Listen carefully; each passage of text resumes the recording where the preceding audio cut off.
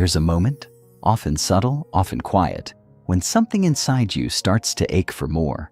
Not more in the material sense, not the kind of more that screams for attention or validation, but a deeper, richer kind of more. A knowing that whispers to you between the noise of your days, during the stillness of early mornings, or in the restless quiet of your nights. It's a knowing that says, "This isn't all there is to me." It's a longing, not just for change, but for transformation. A pull toward growth so real, it almost feels like grief. If you've ever sat alone and wondered why your progress feels stalled despite all your effort, if you've silently questioned whether you're meant for something greater and simply don't know how to unlock it, this audiobook was made for you.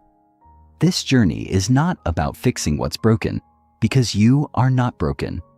It's about remembering what's been buried, forgotten, or conditioned out of you, and rebuilding your mindset in a way that aligns with your highest potential. Welcome to Shift Your Mind, Change Your Life, the psychology of growth. This isn't just another motivational piece to hype you up for a few days before you fall back into old patterns. This is a process, a mirror, a deep, soul-led journey into the internal mechanics of how we think, why we get stuck, and what it truly takes to grow, not on the surface, but at the level that actually sustains change. You're going to step into a space of clarity, honesty, and radical self-awareness. You're not just going to understand the science of change, you're going to feel it, breathe it, and live it. This audiobook is built around one core truth. The life you want is waiting on the other side of the mindset you haven't stepped into yet. Everything you desire, your peace, your power, your purpose, exists just beyond the limits of the identity you've been conditioned to believe is you. And in this space, we're going to break that identity wide open and rebuild it with intention. By the end of this audiobook, you won't be the same person who started it. That's not marketing fluff. It's a promise if you commit. Because this experience is not passive. This isn't about consuming content. It's about engaging in real internal change. Through this journey, you'll learn how your subconscious beliefs were formed, how they've directed your life without your awareness, and how to rewire them for empowerment. You'll understand the neurological basis of habits, resistance, self-sabotage, and emotional blocks, and more importantly, how to break through them with clarity and compassion. You'll stop treating your triggers like flaws and start seeing them as gateways. You'll learn how to emotionally self-regulate instead of spiraling, and you'll begin to rebuild your inner narrative, the one you tell yourself when no one's around, into something that finally supports the life you want to create. To get the most from this experience, you need to know one thing. How you listen matters. Transformation doesn't come from listening while distracted, skimming for the next big insight, or rushing through chapters like a checklist. This is a sacred space to slow down, to feel, to connect with yourself on a level that everyday life rarely allows. That means giving yourself permission to pause when something hits you. Reflect when an idea resonates. Write when a truth rises to the surface. There are moments in this audiobook designed for exactly that. Pauses, breath work, short exercises, journaling cues. Please don't skip them. Growth doesn't live in information. It lives in integration. You already know a lot. You've probably read more than enough. But what will make this journey different is how deeply you engage with what you feel, not just what you hear. Before we dive deeper, let's orient ourselves with the foundation of this entire process, the psychology of growth. Human beings are wired to evolve, but we're also wired to resist change. At the core of every stuck place in your life is a psychological loop, a pattern your mind repeats, not because it serves you, but because it feels familiar. Your nervous system is calibrated for what it knows, not what it needs. So even if something is painful, dysfunctional, or limiting, if it's familiar, your brain will cling to it. That's not weakness. That's biology. But once you become aware of that mechanism, you're no longer powerless to it. You can learn to override it. You can teach your brain, your body, and your beliefs to orient around new emotional truths. That's what neuroplasticity makes possible. Your brain doesn't stop changing at 25. It changes as long as you give it a reason to. This audiobook is your reason. Let's talk about what's actually keeping most people stuck. It's not lack of intelligence, talent, or ambition. It's not laziness or procrastination either. It's unresolved internal resistance, the deep-rooted fear that if you grow, you'll lose love, safety, or control. It's subconscious programming from childhood, past trauma, inherited beliefs, and societal conditioning. It's the invisible psychological contracts you made with yourself to stay small so you wouldn't be rejected, hurt, or overwhelmed. And here's the truth most people never hear. You don't need to hustle your way out of that. You need to heal your way through it. That's what we're going to do. We're going to go beneath the surface of performance, beyond productivity hacks, and into the real emotional infrastructure of growth. Because true transformation isn't about becoming someone else. It's about becoming fully yourself, unapologetically and intentionally. Each chapter of this audiobook is built to take you deeper into the layers of your own psychology. We'll explore self-awareness, identity formation, belief systems, emotional regulation, trauma response, behavioral patterns, decision-making, habit formation, relationship dynamics, and personal power. You won't just learn how to change. You'll learn why you haven't yet. And that's the most important piece. When you understand the emotional roots of your resistance, when you stop demonizing your defense mechanisms and start decoding them, everything begins to shift. You stop forcing change from a place of shame and start inviting growth from a place of deep, loving clarity. That's how you create a life that doesn't just look good on the outside, but feels right on the inside. There's something powerful about listening to words that remind you of who you are beneath all the noise. As you move through this audiobook, you'll hear things that stir something in you. Old truths you've forgotten, new truths you've never heard, and sacred truths you've always known deep down, but never fully trusted. Let those words in. Let them breathe in your nervous system. Let them interrupt your patterns, because sometimes the smallest shift in perspective can create the biggest change in direction. One thought can change your day. One belief can change your life. One decision to lean into growth, even when it's uncomfortable, can alter your entire path. This journey is an invitation to make that decision again and again, with courage, softness, and presence. And if at any point you feel overwhelmed, doubtful, or afraid, that's okay. That's actually a sign you're on the right track. Growth feels unfamiliar because it is. You're moving toward a version of yourself that doesn't exist yet, and that will always feel a little unsteady. But you're not alone. I'll be right here with you, voice to voice, chapter by chapter, guiding you through the mental terrain of transformation. You don't have to be perfect. You don't have to know exactly where you're going. You just have to be willing to begin. So if you're ready, not for a quick fix, but for a real shift, then let's begin. Not with pressure, not with performance, but with presence. This is the start of something honest, something powerful, something deeply, beautifully yours.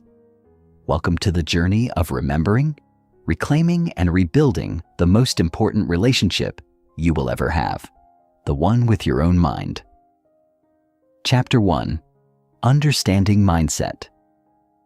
There are moments in life that feel like quiet earthquakes, subtle, almost imperceptible shifts that change everything. You might not notice them right away, but their effects echo through your days, your decisions, your direction. You might stumble upon them while driving alone in silence, during a sleepless night full of reflection, or while listening to a story that unexpectedly cracks something open in you. Perhaps this moment, right here, right now, is one of those. Because if you've come to this book with even the smallest spark of curiosity, the tiniest whisper that your life could look different, feel fuller, or stretch further than it does today, then you've already begun to shift. And here's the truth. Most people never hear plainly enough. The power to reshape your reality doesn't begin with a dramatic action, a life overhaul, or a sudden stroke of genius. It begins quietly, internally, with the most underrated yet transformative force you possess, your mindset. Your mindset is not a motivational buzzword. It is not about positive thinking or reciting inspirational quotes into the mirror every morning. At its core, your mindset is the internal blueprint that determines how you interpret experiences, respond to challenges, perceive failure, and believe in growth. It is the lens through which you see your world and yourself, and like any lens, it can be dirty or clear, narrow or wide, stuck or evolving. Most importantly, it's not hardwired. It's not carved into stone. Your mindset is fluid, shapeable, an internal ecosystem that you and only you can choose to cultivate. Understanding the nature of mindset is the first step in shifting it, and to understand it, we must explore two fundamental psychological frameworks: the fixed mindset and the growth mindset. The terms fixed and growth mindset were popularized by Dr. Carol Dweck, a Stanford psychologist whose research changed how we understand motivation, learning, and success. But these aren't just academic concepts. They show up in your everyday life more often than you think. A fixed mindset, put simply, is the belief that your traits, your intelligence, talents, personality, or capacity to grow are essentially static. People with fixed mindsets believe you either have it or you don't. If they struggle with a task, they see it as evidence of inadequacy. If they fail, they feel exposed. They often avoid challenges, resist feedback, and retreat into comfort zones because anything less than instant success is perceived as a threat to their worth. And because failure feels final, they will often settle, convincing themselves that certain doors were never meant to open for them in the first place. In contrast, a growth mindset is the belief that your abilities can be developed through effort, learning, and resilience. A person with a growth mindset doesn't deny difficulty or pretend that anything is possible with blind optimism. Instead, they approach challenges as opportunities. They understand that failure isn't a verdict, but a teacher. They seek feedback not because it feels good, but because it sharpens them. Most importantly, they separate their identity from their performance. They know that who they are today is not the limit of who they can become.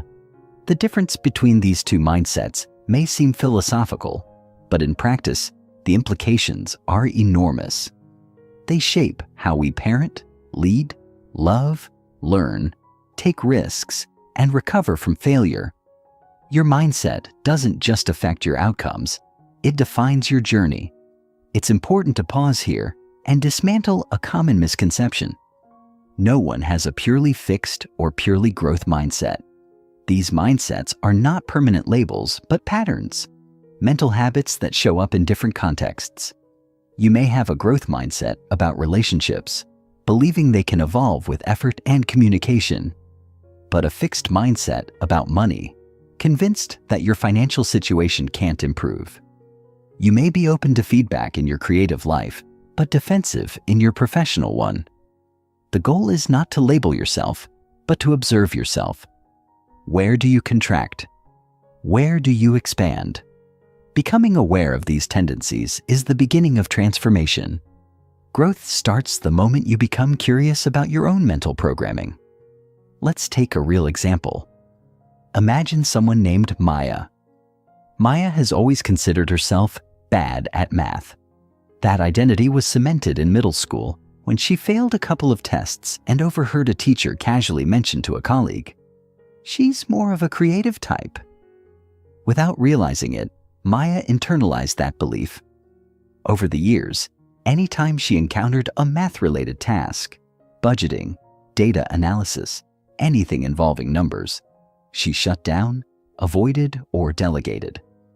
That belief affected her confidence, narrowed her job opportunities, and even impacted her self-worth. Not because she lacked the ability to improve, but because she had already decided it was impossible. Her fixed mindset built a wall around that part of her potential and locked the gate. Now imagine Maya discovering the concept of growth mindset. For the first time, she considers that her identity as bad at math isn't a life sentence, but a story, one she's been telling herself for years. She begins to explore the subject in small, manageable ways, maybe using an app to practice or watching tutorials that frame learning as a process, not a performance. Over time, she makes mistakes, struggles, but doesn't retreat. With every small breakthrough, the old narrative loosens its grip. She's not magically transformed overnight, but she's growing. And because her mindset has shifted, so has her reality. This isn't just Maya's story, it's yours. Somewhere in your life, there is a belief you've mistaken for truth, a story you've accepted as unchangeable. It could be about your intelligence, your relationships, your career, your worthiness, your ability to heal. You might not even be conscious of it. That's how powerful and subtle fixed mindsets can be. They masquerade as facts. But facts are universal. Beliefs are personal, and beliefs can be reprogrammed. The first step is to identify where they live. To do that, ask yourself, in what area of my life do I feel most stuck, frustrated, or defeated? What patterns repeat themselves there? What assumptions do I hold about myself in that space? And most revealing of all, what do I believe is possible for me in that area? The answers will tell you more than you expect. Our mindsets don't appear out of nowhere. They are shaped over time through experience by family, culture, education, trauma, and repetition. Often, we inherit our mindsets from our environment without realizing it. A child raised by perfectionist parents may absorb the message that mistakes are unacceptable, leading to a fear of failure and an over-reliance on external validation. Someone who grows up in an environment where vulnerability is mocked may develop a mindset that associates openness with weakness. These early impressions become neural pathways, default modes of thinking, that replay until they are challenged. But challenge doesn't come naturally. It must be chosen. And that choice begins with awareness. Neuroscience now backs up what philosophers and spiritual teachers have said for centuries. We can change our minds, literally. The brain is not fixed. It is plastic, adaptable, rewiring itself through repeated thoughts, actions, and experiences. This means that the more you practice growth-oriented thinking, the more natural it becomes. It's like strengthening a muscle. At first, it feels unnatural. It may even feel fake, but with consistent use, it becomes part of your cognitive reflex. The challenge is that most people never give themselves enough time or space to make the shift. They dip their toe in change, expect instant results, and retreat at the first sign of discomfort. But growth isn't supposed to feel safe. It's supposed to feel different. That's how you know you're doing it right. Let's return to you. Right now. I want you to consider a specific moment, recent or distant, when you gave up on something because it felt too hard, too foreign, or too much. Now ask yourself, was it the task that defeated you, or your belief about your ability to overcome it? Was it truly your limit, or a mental boundary you didn't yet know how to cross? What if the only thing that needs to change isn't the world around you, but the way you see your place in it? That shift alone can create a ripple effect that touches every corner of your life, because once you stop seeing struggle as proof of inadequacy and start seeing it as part of the path, you gain access to a new dimension of self-trust. A mindset shift is not about pretending everything is fine. It's about realizing that even when it's not, you still have agency, you still have power, you still have choice. And that choice can begin as small as reframing one thought. Instead of, "I'm terrible at this," you say, "This is new for me, and I'm learning." Instead of, "I always screw this up," you try, "This time, I'm paying attention to what's different." These may sound like subtle differences, but subtle shifts in language create seismic shifts in perception. And perception is what defines your world. So here's where we land for now. Your mindset is not your personality. It's not your fate. It's a pattern. And patterns can be changed intentionally, gradually, and powerfully. This chapter isn't about solving everything. It's about shining a light on the engine driving your behavior so you can start steering your own course. It's about looking at your life through a different lens, noticing what's been automatic, and deciding what deserves a second look. Because when you start to question the beliefs that hold you, you begin to reclaim the life that's waiting for you. Change doesn't begin in action. It begins in thought. And the most profound shifts begin with the quiet realization that maybe, just maybe, you're capable of more than you've allowed yourself to believe. Chapter 2. The Formation of Belief Systems. The Invisible Architects of Your Reality. We all walk around with stories in our heads. Stories about who we are, what we're capable of, what the world will or won't allow. But most of us never stop to question where those stories came from.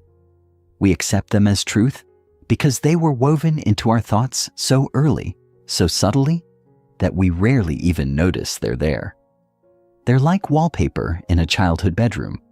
We grew up surrounded by them, and now they've become so familiar we don't even see them anymore. But they shape everything. Every decision you make, every fear you hold, every dream you suppress or chase, every relationship you keep or leave. All of it is filtered through the lens of your belief system. And if we're going to shift your mind and change your life, we have to go back to the beginning. We have to understand who planted those beliefs, how they grew, and why they've been so hard to pull out. Let me be clear. Belief systems are not just spiritual or philosophical ideas. They're mental frameworks, deeply ingrained narratives we carry about ourselves, others, and the world at large. They're formed early, often before we've even developed the ability to critically analyze or question what we're absorbing. By the time we're 7 years old, our subconscious mind has already absorbed most of the core messages that will shape our self-image and worldview for decades to come. Think about that. Before we even had a say in who we wanted to be, someone else's words, tone, energy, and limitations had already begun scripting our internal dialogue. That doesn't mean we're doomed to live by those early scripts forever. But it does mean that if we want to rewrite our lives, we have to uncover where the old drafts came from.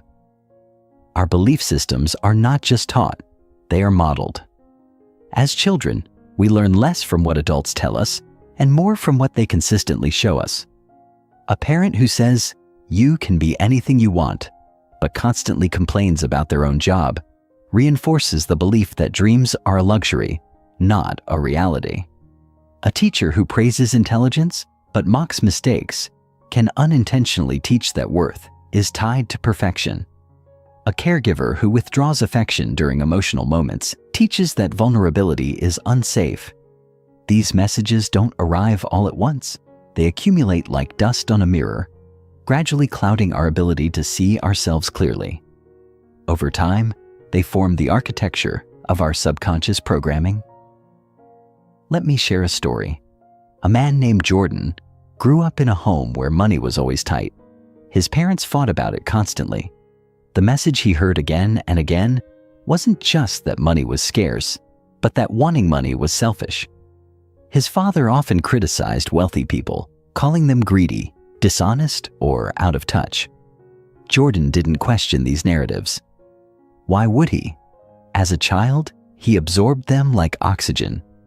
Fast forward to adulthood, and Jordan finds himself stuck.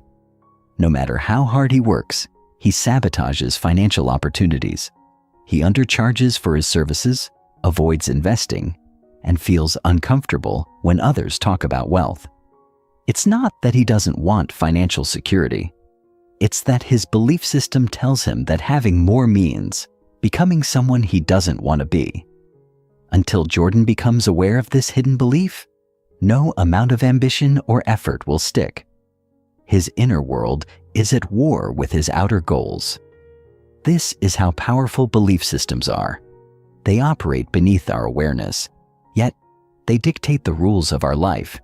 You can have the best intentions, the biggest dreams, the most detailed plan, but if your beliefs are out of alignment, you will find yourself circling the same mountains over and over again.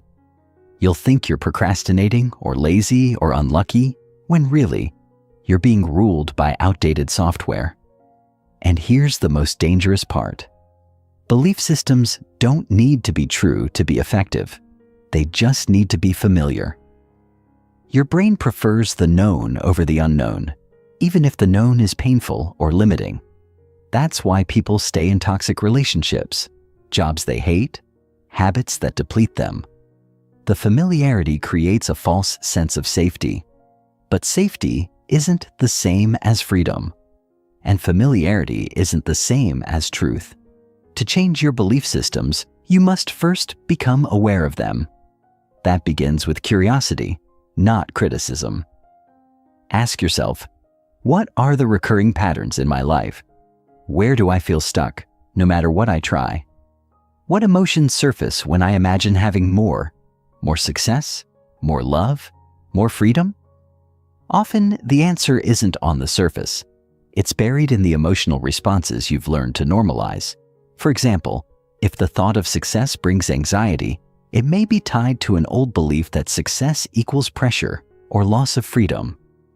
If deep love makes you want to pull away, it could be tied to a belief that intimacy leads to abandonment. These beliefs don't make you broken. They make you human.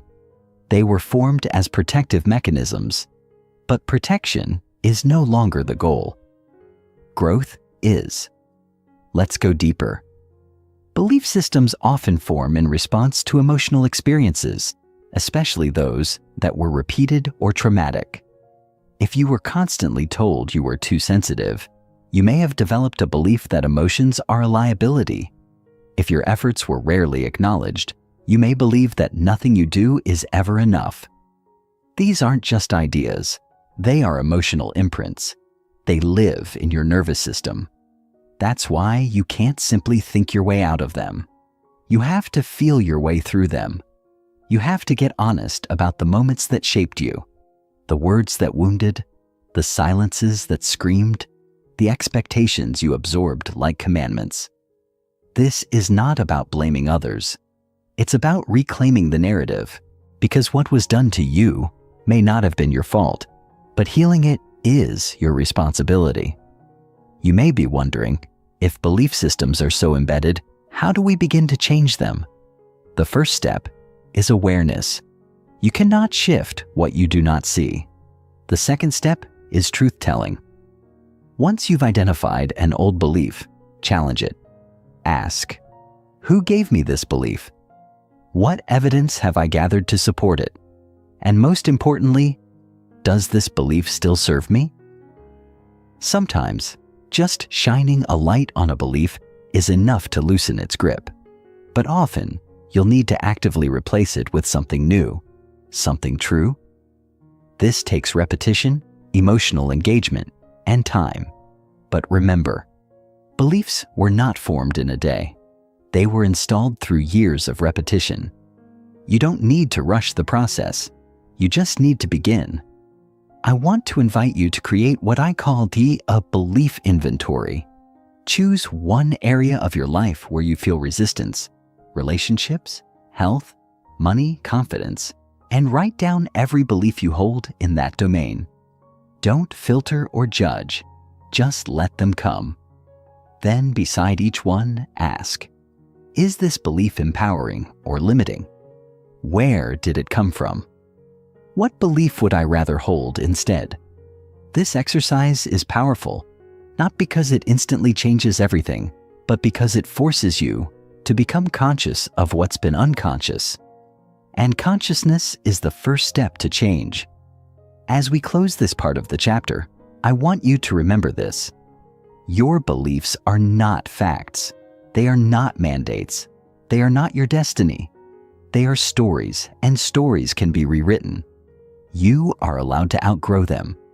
You are allowed to question them. You are allowed to build a new inner foundation, brick by brick, word by word, belief by belief.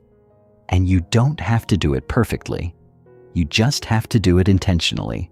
Because every time you choose a new belief, no matter how small, you are telling your mind, your body, and your life, I'm ready for something different. I'm ready for something more. Chapter 3. The Power of Self-Awareness. The mirror you've been avoiding. There's a reason so many of us avoid looking too deeply within ourselves. It's not because we're lazy or uninterested. It's because deep down, we know what we might find. We're afraid we'll uncover something we can't unsee.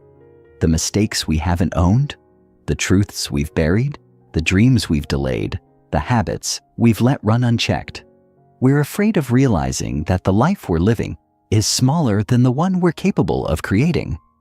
And yet, paradoxically, that fear is precisely what keeps us from changing. It convinces us to stay busy, distracted, reactive. It tells us we're too tired, too overwhelmed, too late in the game to pause and reflect. But here's the truth. Without self-awareness, real growth is impossible. You can read every self-help book, listen to every podcast, sign up for every course, and still be spinning in circles if you haven't done the brave and necessary work of knowing yourself. Self-awareness isn't a luxury. It's the foundation of transformation. It's the mirror that doesn't lie and the key that unlocks everything else. Let's start with what self-awareness really is and what it isn't. It's not about obsessively analyzing yourself, picking apart every move, or living in your head. True self-awareness is deeper, calmer, and more compassionate. It's the ability to witness your thoughts, emotions, behaviors, and patterns without getting swallowed by them. It's being able to name what you're feeling, understand where it came from, and choose how to respond rather than reacting on autopilot. It's about becoming an active participant in your own internal world, not just a passive observer being dragged around by it. Most people think they're self-aware because they know their personality traits or have done some therapy. But real self-awareness goes beyond intellectual insight. It's not about what you know. It's about what you notice, especially in the moments that challenge or trigger you. It's noticing when you shut down in a conversation. It's catching the tightness in your chest before you snap at someone. It's recognizing that the thing you're judging in someone else is actually a mirror of something unresolved in you. Think of self-awareness like emotional literacy. Just like you had to learn how to read and write, you have to learn how to understand and navigate your inner world.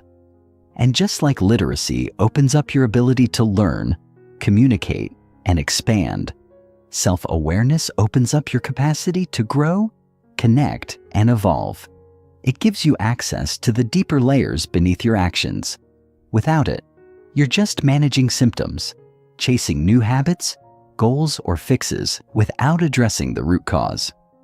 But when you cultivate self-awareness, you start to notice the real mechanics of your life. You understand why you keep attracting the same kind of people, why you get defensive during feedback, why you sabotage success right before you reach it. You see how your past is shaping your present, and once you see it, you can finally change it. But here's the catch. Self-awareness requires slowing down. And slowing down is hard in a world that rewards speed, distraction, and constant output. Most people are so overstimulated that they don't even realize how disconnected they've become from their own inner world. We wake up and check our phones before we've even checked in with ourselves. We drown discomfort in scrolling, food, noise, or work. We mistake busyness for purpose and reactivity for passion. But true self-awareness asks us to pause, to sit in silence, to listen. And that can be uncomfortable, especially if you're not used to being alone with your thoughts. But discomfort is not danger. It's data. It's telling you what needs attention. When you stop numbing or rushing past it, discomfort becomes a map. Not something to avoid, but something to explore. Let me tell you a story. There was a woman named Elena who was highly successful on the outside. Sharp, driven, constantly achieving. But inside, she felt numb and restless. No matter how much she accomplished, there was always this low hum of dissatisfaction. She couldn't explain it, and so she kept pushing, thinking the next milestone would fix it. But it didn't. One day, after yet another achievement that felt hollow, she broke down. She took a break, unplugged, and began journaling. At first, it was awkward. She didn't know what to write. But as she kept going, something opened. She started noticing things. The way she rushed through her days without breathing. How her self-worth was tangled in productivity. How she hadn't actually asked herself what she wanted in years. She started to see the cost of her disconnection. And that awareness changed everything. Not all at once, but it planted a seed. She began choosing differently. Not perfectly, but intentionally. That's the power of self-awareness. It doesn't guarantee instant transformation, but it breaks the spell. It interrupts the autopilot and puts the steering wheel back in your hands. It creates a gap between stimulus and response, a space where choice becomes possible. And in that space, you become the author again, not just the actor. But here's what most people misunderstand. Self-awareness isn't just about internal reflection. It's also about external feedback. We all have blind spots, ways we show up that we can't see because we're too close to them. That's why self-awareness also requires humility. It means being willing to ask, how do others experience me? Not to seek validation, but to gain perspective. It means learning to separate your intent from your impact. You might think you're being honest, but others experience you as harsh. You might think you're helping, but others feel controlled. That doesn't make you bad. It makes you human. But until you open yourself up to feedback, you'll keep repeating the same patterns, thinking you're being misunderstood, when really, you're just unaware. Self-awareness also involves emotional honesty. Most of us have been conditioned to suppress or ignore certain emotions, especially the so-called negative ones. Anger, jealousy, guilt, sadness, these are emotions we're taught to avoid or hide. But emotions are not wrong. They are messengers. They are energy moving through the body, trying to tell you something. When you deny or bypass them, you lose access to critical information. For example, anger often signals a boundary that's been crossed. Jealousy might reveal a desire you haven't owned. Guilt could point to a value you violated, or one that was never yours to begin with. Self-awareness means getting curious about these emotions instead of shaming them.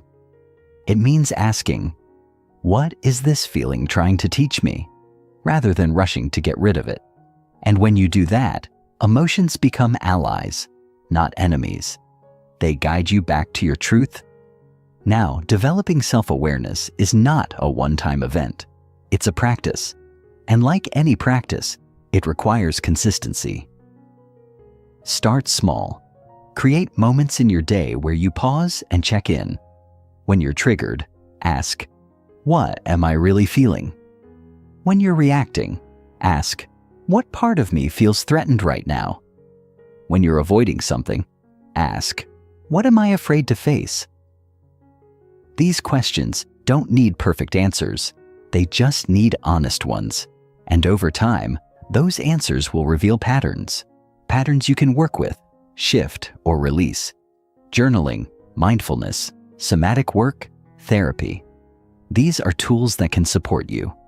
But the most powerful tool of all is willingness. The willingness to look, to feel, to question, to listen. I want you to remember something vital. Self-awareness is not self-judgment. It's not about beating yourself up for what you find. It's about meeting yourself with compassion. Because you're not flawed, you're layered. You're not broken, you're becoming. The things you're discovering about yourself were once survival strategies. They served you, even if they no longer do. Self-awareness allows you to thank them for their service and then choose new strategies that serve the person you're becoming. It's not about fixing yourself. It's about knowing yourself. And the more you know yourself, the more aligned your life becomes. Not because it gets easier, but because it gets real. Chapter 4: Emotional Intelligence and Inner Balance. The language of the soul. You were never taught to speak. Let's be honest. Most of us were never taught how to feel.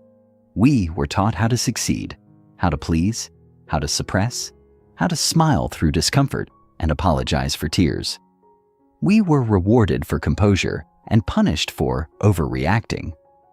We learned that being emotional meant being weak, irrational, or too much, so we got good at hiding. We tucked away our feelings, labeled them inconvenient, and trained ourselves to numb out, push forward, and pretend. But here's the truth.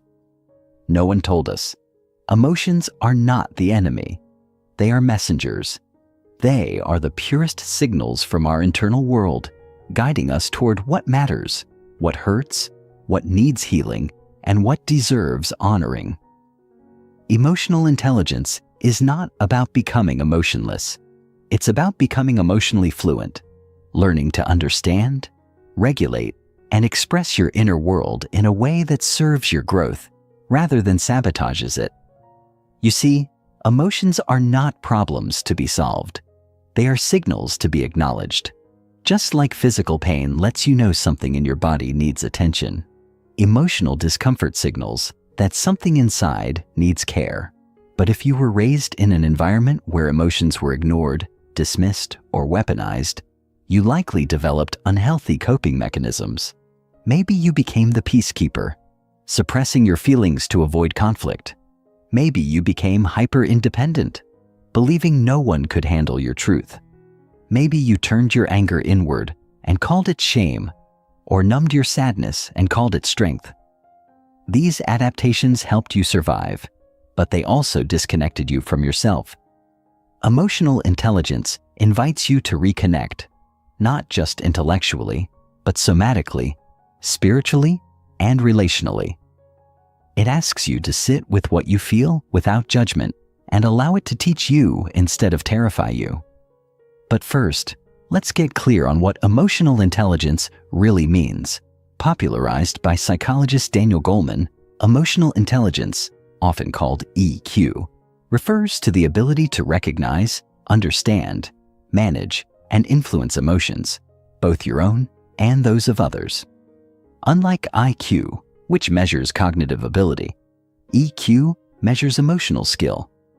It includes self-awareness, knowing what you're feeling, self-regulation, managing your emotional responses, motivation, using emotions to fuel rather than block progress, empathy, recognizing emotions in others, and social skills, navigating relationships with emotional awareness. People with high EQ are not emotionally perfect, they're emotionally present. They don't suppress or explode. They process, they pause, they respond instead of react. And that ability creates a ripple effect in every area of life, from how you lead and love, to how you parent, partner, and pursue your goals. Let's talk about emotional suppression for a moment, because most people don't realize how much it costs them. When you chronically ignore your emotions, you don't just lose touch with your inner world. You lose your capacity for connection, creativity, and clarity. Emotions don't disappear when you suppress them. They mutate. Suppressed anger becomes bitterness. Unfelt sadness becomes numbness. Ignored fear becomes anxiety. These repressed emotions build up like pressure in a bottle, and eventually, they find their way out through chronic stress, irritability, burnout, depression, or self-sabotage. Think about it. How many times have you snapped at someone over something small, only to realize later it wasn't about them at all? That's not a personality flaw. It's emotional buildup. And it's common because most of us never learned how to feel to heal. Emotional intelligence is the practice of releasing that pressure before it explodes, of tending to your inner world before it turns into outer chaos.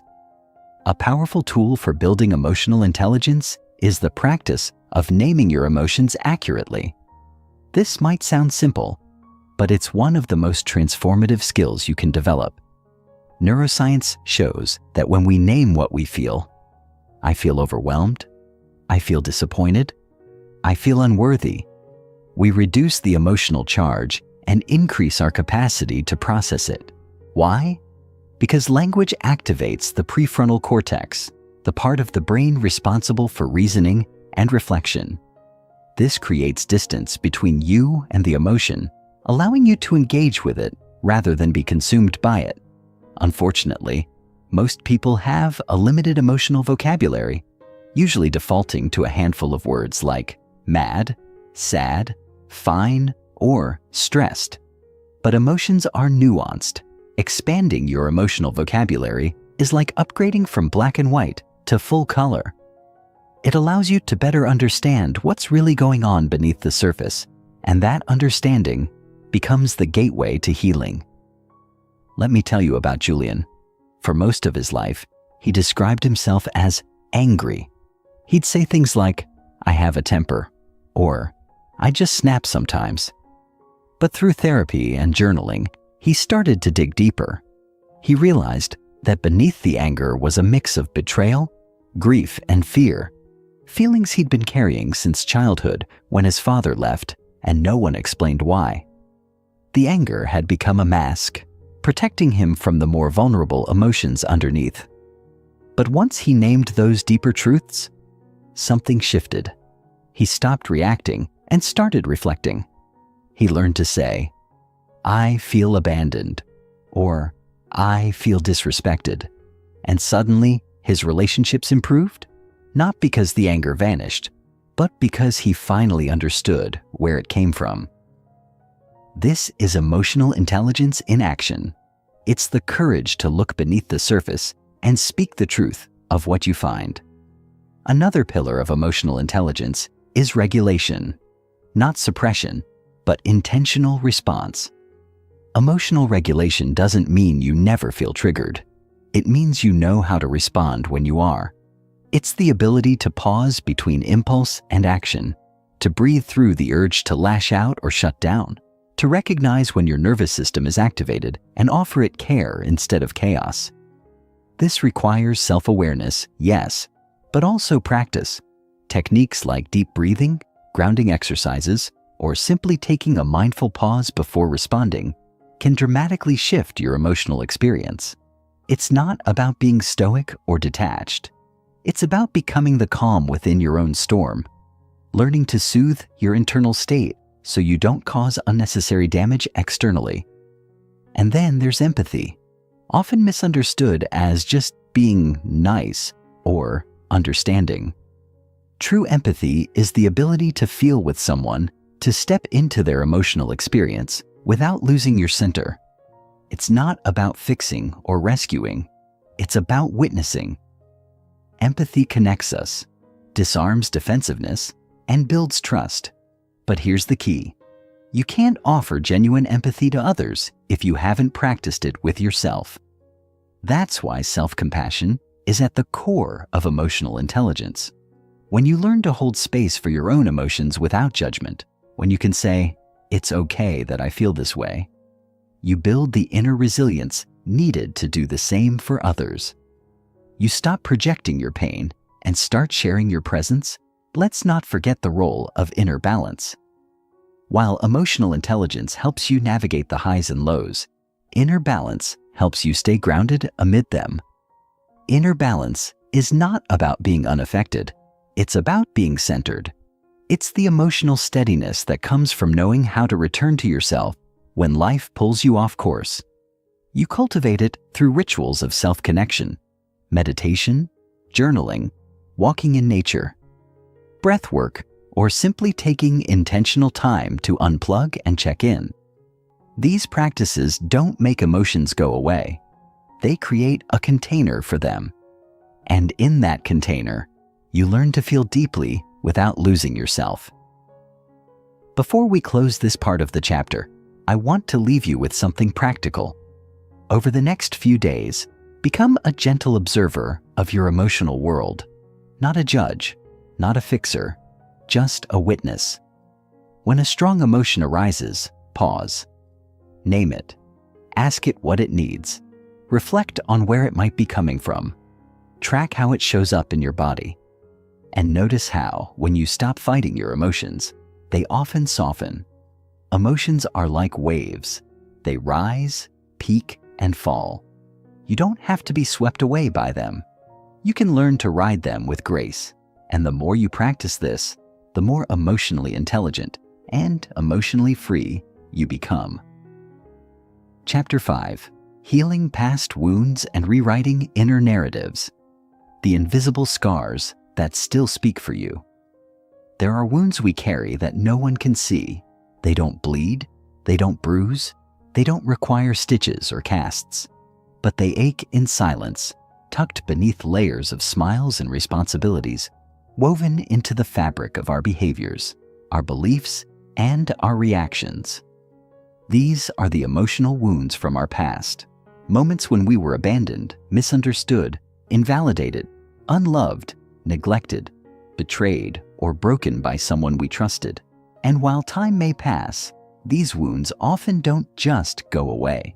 Instead, they calcify into narratives, stories we start telling ourselves about who we are, what we deserve, and how the world works. Stories like, I'm not enough. Love has to be earned. People always leave. If I show who I really am, I'll be rejected. These stories were never true to begin with, but when repeated enough times, they become gospel in the architecture of our identity. This chapter is about gently untangling those stories. It's about facing the past, not to relive it, but to release its hold on the present. Because until we heal what hurt us, we keep handing our lives over to the very things that broke us. The truth is, most of us are haunted by old scripts. Scripts we didn't write, but memorized by heart. They were handed to us in childhood, forged in moments when our nervous system recorded a pattern. When I cry, no one comes. When I express a need, it's too much. When I try to shine, I'm made to feel small. Our younger selves were not equipped to rationalize these moments. They were designed to survive them. So we developed adaptive strategies to keep us safe. We became perfectionists to earn approval, people pleasers to avoid rejection, overachievers to feel worthy, or emotionally numb to avoid pain. And these adaptations worked for a time. They got us through the storm. But now, as adults, those same strategies may be the very things holding us back. Healing means learning to see the difference. It means looking at our patterns with compassion instead of judgment. It means asking, where did I learn this? And does it still serve me? Let's be clear. Healing is not about blaming your parents or reliving trauma. It's about understanding. It's about connecting the dots between who you were, what you experienced, and who you've become. It's about creating space between the wound and the world so that you no longer act from the pain unconsciously. Because unhealed pain doesn't stay quiet. It finds its way into our relationships, our work, our self-talk. It shows up as defensiveness, avoidance, anxiety, overthinking, chronic guilt, or self-sabotage. And the heartbreaking part? We often think these are just parts of our personality when, in reality, they are coping mechanisms forged in pain. The good news is that what was learned can be unlearned, and that's what this chapter is here to help you do. To begin this work, you must start with safety. Your body will not let go of pain unless it feels safe enough to do so. That means creating an environment, internally and externally, where you are not constantly re-triggered or overwhelmed. Healing does not happen in chaos. It happens in stillness, in slowness, in honesty. It begins with the willingness to sit with your younger self and say, "I'm here now.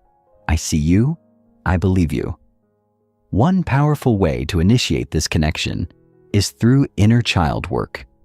This involves visualizing or dialoguing with your younger self, the version of you who first felt the hurt. You don't need to remember every detail. You just need to feel.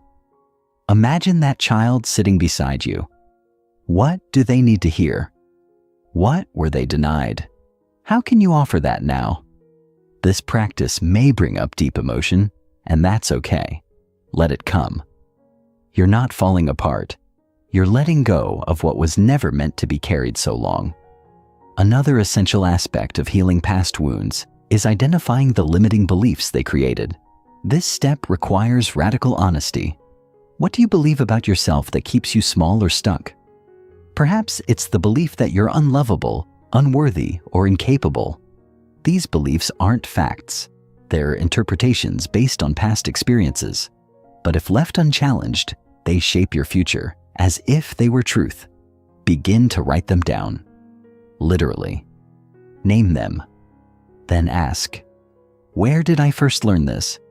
And is this belief objectively true? Often, you'll find that these beliefs were conclusions drawn in childhood, based on moments when someone else's behavior made you feel inadequate. The irony is, it was never about you. It was about them, their limitations, their inability to love or see you. Yet you internalized it. Healing invites you to give that belief back. It's not yours. You can rewrite the story. And that's the power of narrative work. Our minds are meaning-making machines.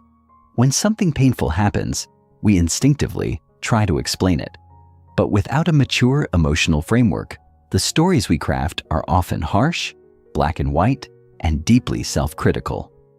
Rewriting these narratives doesn't mean lying to ourselves. It means offering new interpretations that are kinder, wiser, and more compassionate. Instead of, "I was abandoned because I'm unworthy," we say, "I was abandoned because they were incapable of showing up, and I deserved better." Instead of, "I failed because I'm not good enough," we say, "I stumbled because I'm growing, and every failure is a lesson." This reauthoring process is not spiritual bypassing. It's spiritual reclamation.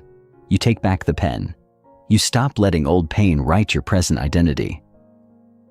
Let me introduce you to Ava.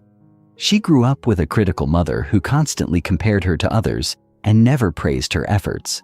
For years, Ava believed that nothing she did was enough. She chased accolades, burned out in jobs, stayed in relationships where she overgave and underreceived. In therapy, she discovered that her core wound wasn't failure. It was invisibility. She had spent her entire life trying to be seen in ways her mother never allowed. Through journaling and somatic work, Ava began to speak directly to that wound. She wrote letters to her younger self, reminding her that she was worthy of love without performance. She practiced receiving compliments, kindness, rest, without guilt. And slowly, her nervous system began to trust safety again. Ava didn't become a different person. She just became more herself, no longer ruled by the ache of being unseen. Healing also involves grief. The grief of what was lost, what was never given, what should have happened but didn't. Many people avoid healing because they fear the grief that comes with it. But grief is not the enemy. It's the gateway. It's the way your body metabolizes loss and opens space for newness. Crying, mourning, feeling the sorrow, it doesn't make you weak. It makes you whole. There's a sacredness to grieving what your younger self endured. And in that grieving, you often find a strange sort of peace. Because finally, someone is acknowledging it. Finally, someone is saying, "That wasn't okay. You didn't deserve that." That someone is you. It's important to mention that healing is not linear. You may feel like you've resolved something, only for it to resurface later. That doesn't mean you failed. It means another layer is ready to be witnessed. Healing is cyclical, like peeling an onion. Each layer you release brings you closer to your core self. And with each cycle, you develop more tools, more awareness, more self-trust. You begin to recognize the triggers not as threats, but as invitations. You stop running from the discomfort and start learning from it. That's the shift, from surviving your past to learning from it, from being defined by your pain to being refined through it. In this part of your journey, I encourage you to approach yourself with relentless compassion. You are not broken. You are becoming. You are not too late. You are right on time. The pain you carry is not a reflection of your worth. It's a reflection of your humanity and your willingness to face it, to feel it, to free yourself from it. That is the mark of courage, not weakness. You were never meant to heal in isolation. Let this chapter be a companion on your path, a gentle voice reminding you that you are not alone and you are more resilient than you know. Chapter 6: Rewiring Habits, the Psychology Behind Lasting Change. The truth about why we struggle to change and how that's not your fault. We've all been there. The excitement of a fresh start, the bold declarations we whisper to ourselves. This time will be different. The diet, the morning routine, the workout plan, the journaling habit, the nightly wind-down ritual. We dive in with the best of intentions. We plan, we prep, we believe, and then life happens. We oversleep, we miss a workout, we order takeout. The journal collects dust. Slowly, almost invisibly, our new habit dissolves into the background noise of all the other well-meant beginnings we couldn't quite sustain. And if you're like most people, what follows isn't just disappointment. It's shame. A voice inside whispers, "See? You can't stick to anything. You always mess it up." This inner critic isn't just cruel, it's misinformed. Because here's the truth they don't tell you loudly enough. Struggling to change your habits isn't a character flaw. It's biology. It's psychology. And once you understand how your brain actually builds and resists change, you stop blaming yourself and start working with yourself. That's what this chapter is about. Peeling back the layers on how habits are formed, broken, and transformed. Not from a place of shame, but from a place of understanding. Not through willpower, but through wisdom. Let's start by talking about how your brain is wired. At the core of every habit, good or bad, is a neural pathway. Think of these pathways like trails in a forest. The more often you walk a trail, the clearer it becomes. Your brain, ever efficient, prioritizes these well-worn paths because they require less energy. It automates behavior to save fuel. That's why you don't have to think about brushing your teeth or unlocking your phone. They're already programmed. The problem? This automation doesn't distinguish between helpful habits and harmful ones. If you've repeated something often enough, like scrolling when bored, snacking when stressed, or avoiding difficult conversations, your brain files that under default. So even when you want to change, your brain is still operating from its old blueprint. That's not laziness. That's a protective, energy-conserving system doing its job. And if we're going to rewire it, we need to start by honoring its design, not fighting it.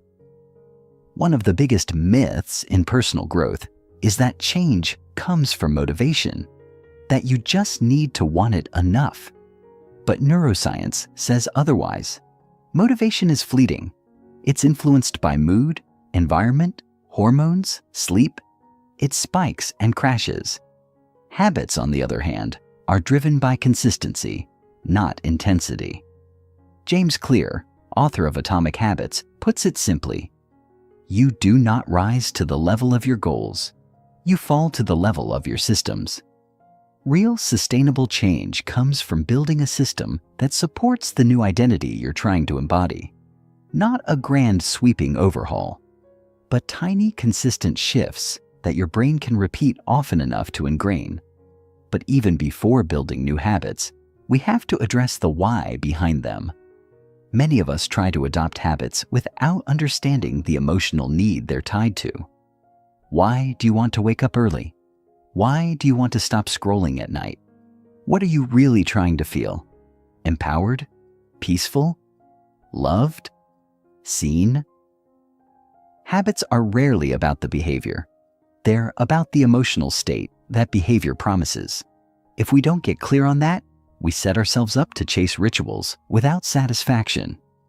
That's why journaling why you want to change, not just what you want to change, is essential. When you tap into emotional truth, your brain has a deeper reason to stay engaged. Let's also talk about triggers, those seemingly small cues that set an entire behavior loop into motion. According to behavior scientist B.J. Fogg, every habit is anchored to a trigger, followed by an action, and then a reward. Understanding your triggers is crucial because if you don't know what activates your old habits, you can't interrupt the pattern. Is it the 3 p.m. crash that leads to sugar? The loneliness at night that leads to social media? The overwhelm that leads to procrastination? Bring awareness to those moments. You don't have to fix them right away. But by observing them with curiosity, not judgment, you start to reclaim choice. That micro moment between trigger and action is where transformation lives. And here's where most habit change efforts go sideways. We try to change too much, too fast. The brain doesn't like drastic shifts. It perceives them as threats.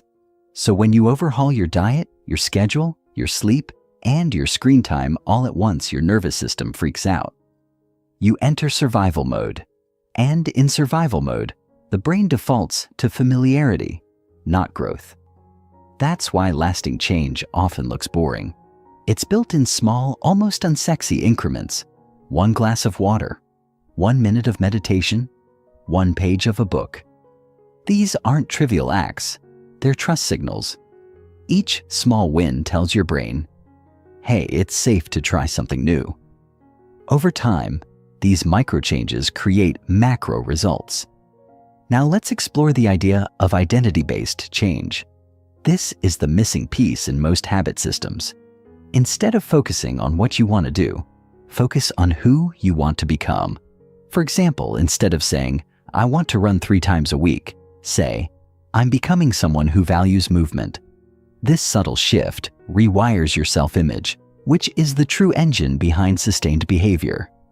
We act in alignment with who we believe we are. If you still believe you're bad at consistency, you'll subconsciously sabotage anything that proves otherwise. But if you start collecting evidence, small wins, consistent effort that supports a new identity, your habits stop being something you do and start becoming who you are. This is where self-compassion becomes a non-negotiable. You will slip. You will forget. You will miss days. That's not failure. It's part of the rewiring process. The old neural pathways are still there, waiting to be chosen again. But every time you return, you're strengthening the new ones.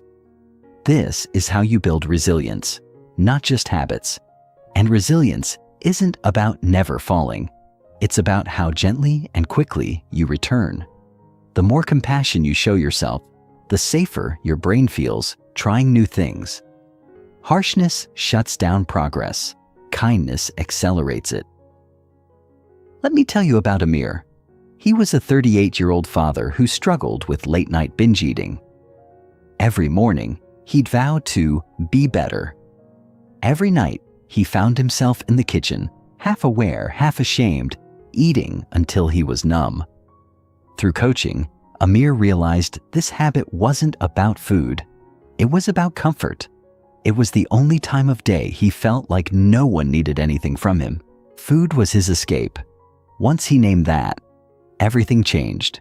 He didn't start with cutting food. He started with adding comfort. 10 minutes to himself after work. A playlist that grounded him. A conversation with his younger self through journaling. The binging didn't disappear overnight, but the need for it slowly dissolved. Because the wound was seen, not silenced, That's what true habit transformation is about. Not forcing yourself into a better version, but gently tending to the unmet needs behind your behaviors. When those needs are met in healthier ways, the old habits begin to lose their grip. You begin to shift, not just what you do, but how you live. You become someone who listens to your body, who respects your limits, who creates rituals that nourish rather than punish. You stop chasing change and start inviting it. In this chapter, we'll go deeper into the science, the systems, and the soul of habit formation. You'll learn about dopamine loops, habit stacking, reward systems, and neural rewiring. But most importantly, you'll learn how to become your own ally in the process. Because you don't need another resolution. You need a relationship with yourself that makes change sustainable. One where failure is feedback, not final. One where your future self is not a fantasy, but a friend you're meeting with every small act of integrity. This isn't about becoming perfect. It's about becoming consistent. And consistency is born not from discipline alone, but from trust. Trust in yourself. Trust in your process. Trust that every time you show up, no matter how small the effort, you're casting a vote for the person you're becoming. That's the psychology of lasting change, and it's available to you right now. Chapter 7: Emotional Mastery, Understanding and Transforming Inner Turmoil. The unspoken language of emotion, why you feel what you feel. It's 3 a.m. and your heart is racing. You're lying in bed, wide awake, playing over a conversation you had hours ago, dissecting every word, every pause, every facial expression. You feel a tightness in your chest, an ache in your stomach, and a nagging, irrational belief that something terrible is about to happen.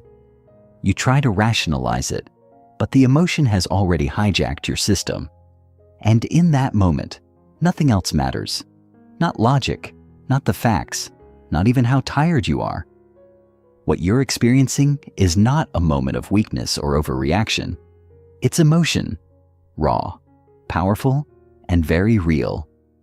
And for many of us, this invisible storm is a daily visitor, one we're taught to either suppress, ignore, or push through. But what if emotions aren't obstacles to overcome? What if they are messages, coded in sensation and memory, that, if decoded correctly, could become our most powerful tools for transformation? We grow up absorbing a lot of false stories about emotions. Boys are taught that crying is weakness. Girls are told they're too sensitive. In workplaces, we're expected to stay professional at all costs, even when we're breaking inside. Even in personal growth circles, there's this subtle pressure to be positive, to stay high vibe, to affirm our way out of pain. But here's what no one says loud enough. Emotions aren't the problem. Emotional suppression is. When we disconnect from how we feel, we don't become stronger. We become fragmented. We start living half-lives, smiling when we want to scream, saying we're fine when we're falling apart, keeping busy so we don't have to feel. This disconnection doesn't just erode our emotional health. It chips away at our authenticity, our relationships, our sense of inner peace. So, what exactly are emotions? At their core, emotions are signals, chemical and neurological responses to stimuli, internal or external. When you feel fear, your amygdala, a small almond-shaped part of the brain, lights up, triggering a cascade of responses designed to keep you safe. Your heart rate increases, your pupils dilate, your body mobilizes energy. Sadness, on the other hand, often invites stillness and withdrawal, a biological call to pause, process, and grieve. Anger, misunderstood as destructive, is often a protector, showing up to reassert boundaries that have been crossed. Each emotion has a purpose. Each one is a messenger, not a malfunction. When you stop labeling emotions as good or bad, you start to meet yourself with deeper compassion. You stop resisting the waves and begin learning how to surf. But emotional mastery doesn't mean being ruled by your feelings. It means learning their language. Imagine a friend who only speaks in metaphors. You'd need time and curiosity to understand them. Emotions are like that. They speak in sensations, patterns, memories. Anxiety, for example, might not just be fear of the future. It could be unprocessed grief from the past, an unmet need for control, or a sense of being chronically unseen. Until you're able to sit with that anxiety, name it, explore it, it will keep resurfacing in louder, more chaotic ways. Emotional mastery begins when we stop asking, "How do I make this go away?" and start asking, "What is this here to show me?" Let's talk about the difference between reacting and responding. Most people are emotionally reactive because they've never been taught how to pause. When a trigger hits, a sharp comment, a rejection, a setback, their nervous system fires into defense mode. They yell, they shut down, they spiral into shame. These aren't conscious choices. They're survival strategies developed over time, often in childhood, where we learned that expressing emotion might lead to rejection, punishment, or abandonment. So instead, we built defenses. Perfectionism to mask fear, humor to hide sadness, achievement to cover inadequacy. But those defenses don't disappear in adulthood. They follow us into boardrooms, bedrooms, friendships, and families. Emotional mastery means noticing these defenses without judgment. It means learning how to pause between trigger and response. That pause, however small, is where power lives. Let me introduce a simple but transformative framework. Name, normalize, navigate. When an emotion surfaces, the first step is to name it. Neuroscience tells us that naming an emotion, this is anger, this is shame, this is grief, activates the prefrontal cortex, the part of the brain responsible for regulation and decision-making. It literally cools the emotional heat. Then normalize it. Remind yourself that this emotion is valid, not necessarily accurate in its story, but valid in its existence. Saying, "Of course I feel anxious before this big meeting," doesn't excuse the anxiety. It acknowledges it. Finally, navigate. Ask yourself, what does this emotion need from me right now? Sometimes the answer is expression. A journal, a walk, a conversation. Sometimes it's regulation, breathing, grounding, resting. Over time, this process becomes second nature. You stop being swept away by feelings and start navigating through them like a wise, steady captain. And here's something you need to know. You are not your emotions. You are the space that holds them. Think of your mind like the sky. Your emotions are the weather, temporary, shifting, sometimes stormy, sometimes calm. But no matter what passes through, the sky remains. You remain. This perspective helps you create emotional distance without emotional disconnection. You stop saying, "I am angry," and start saying, "I'm feeling anger." That small linguistic shift reminds you that your feelings are visitors, not residents.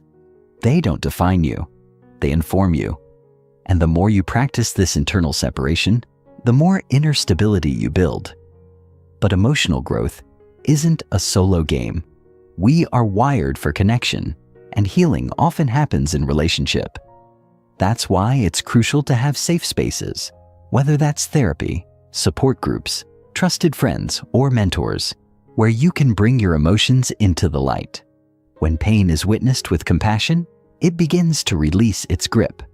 Shame thrives in silence, but it cannot survive empathy.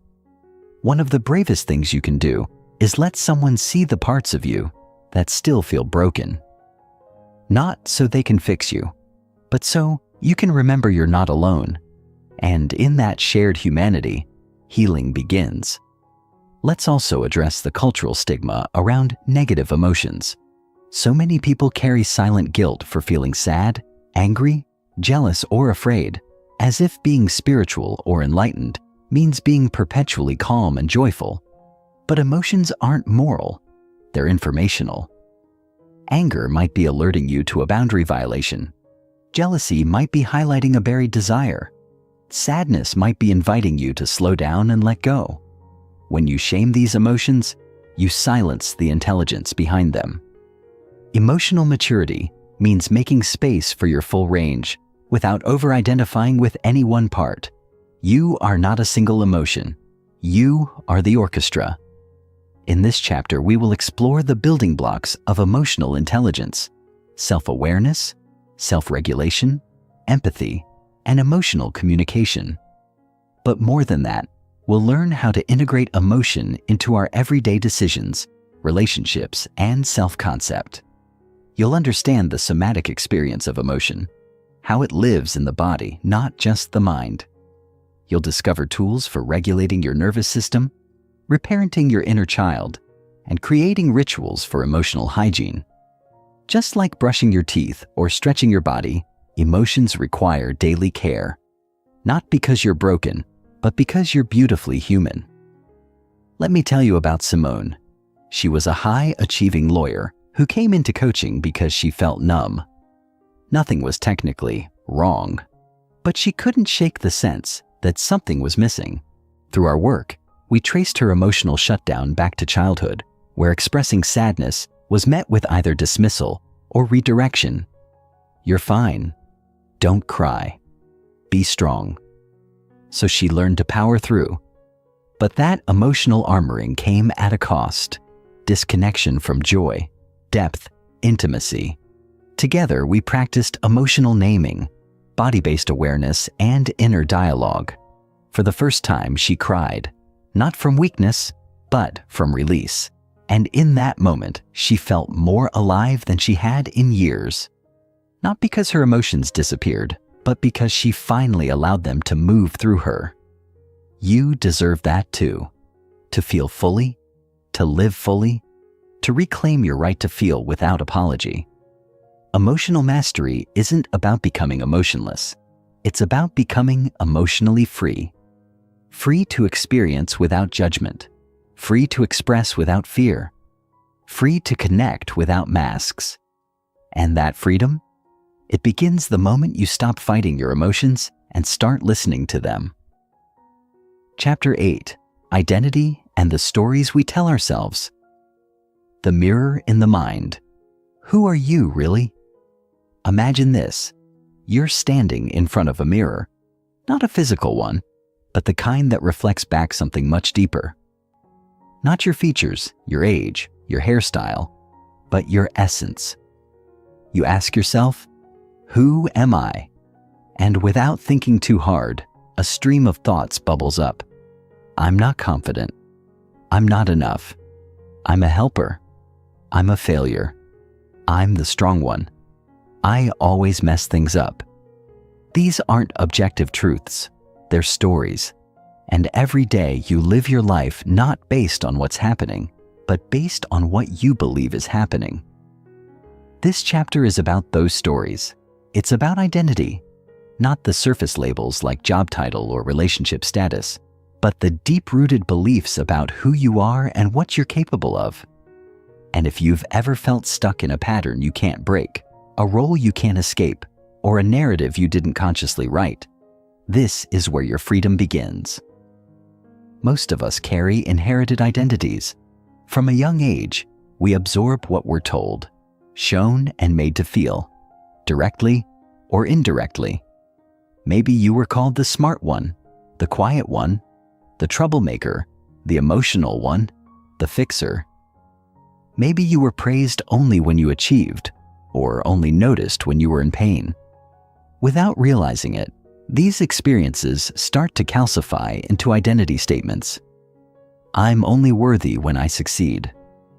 If I speak up, I'll be rejected. My needs don't matter. Over time, they become silent scripts running the show. We think we're making free choices, but in reality, we're playing roles we didn't audition for. We're not living life. We're performing identity. What makes this so tricky is that identity often hides in plain sight. We don't question our core beliefs because they feel like facts.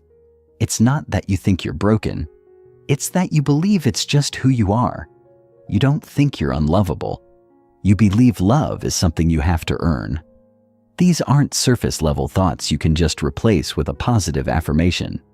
These are neural grooves carved by repetition, emotion, and survival.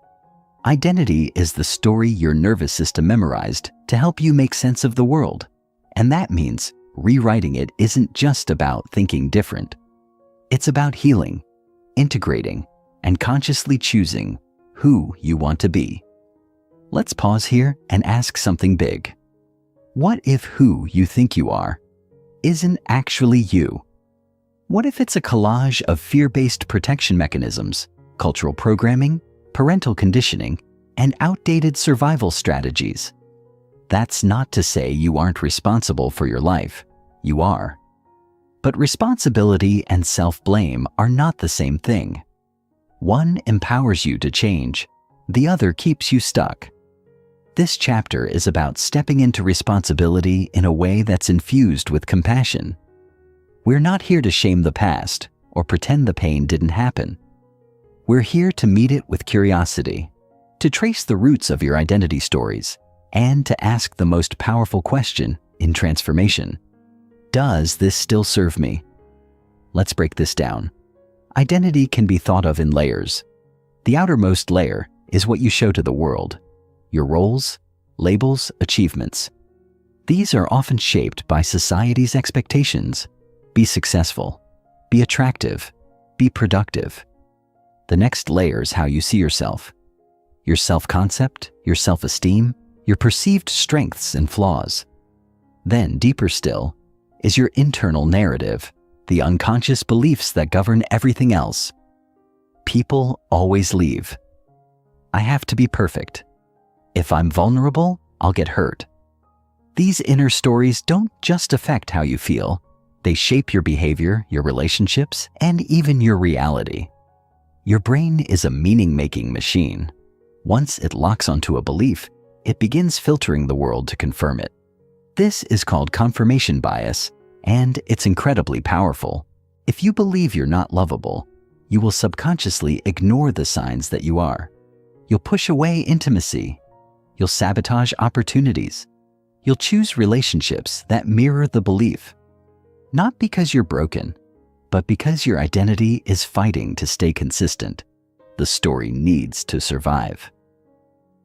Let me share something personal. Years ago, I carried a quiet but persistent story that I had to earn my place in every room.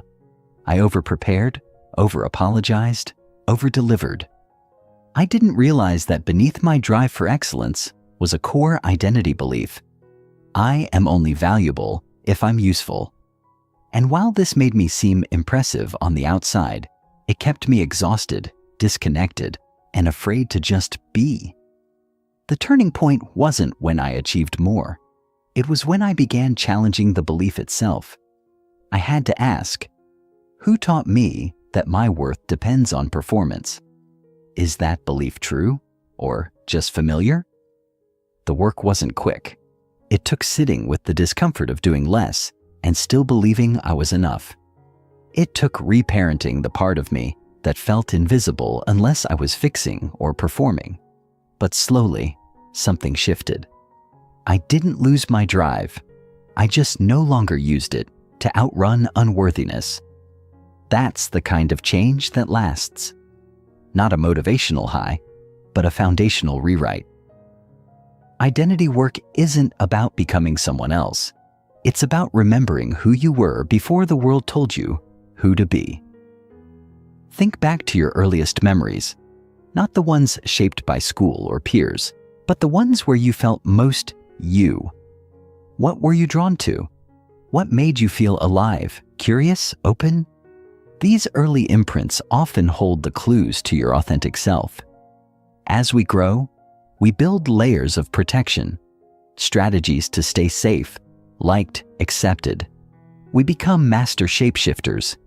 And while that adaptability is a strength, it can also leave us feeling unanchored. We wake up one day wondering why life feels off, why we feel like strangers to ourselves. It's not because we failed. It's because we've forgotten. Identity work is remembering, reclaiming, realigning. But here's the catch. Change threatens the ego. Even when our identity stories are painful, they're familiar. And the ego is addicted to the familiar. That's why growth often triggers resistance. You set a boundary and suddenly feel guilty. You speak your truth and immediately doubt yourself. You pursue a dream and feel an urge to sabotage. This isn't failure, it's feedback. It's your nervous system adjusting to a new identity. The old self is dying, and like any death, it brings grief. So be gentle. You are not just changing behavior, you are changing your sense of self. That takes time, patience, and support. Let's make this practical. One of the most powerful exercises you can do is a story audit. Write down the key identity beliefs you hold, especially the ones that feel limiting. Then ask, where did I learn this? Who benefits from me believing this? Is this belief rooted in love or fear? What new story do I want to live from? This isn't about blind positivity. It's about conscious authorship. You are not the victim of your narrative. You are the narrator. And that means you can revise the story. Not by pretending the old chapters didn't happen, but by choosing what the next ones will say. As we move through this chapter, we'll explore the science of self-concept, the psychology of belief, and the somatic imprint of identity.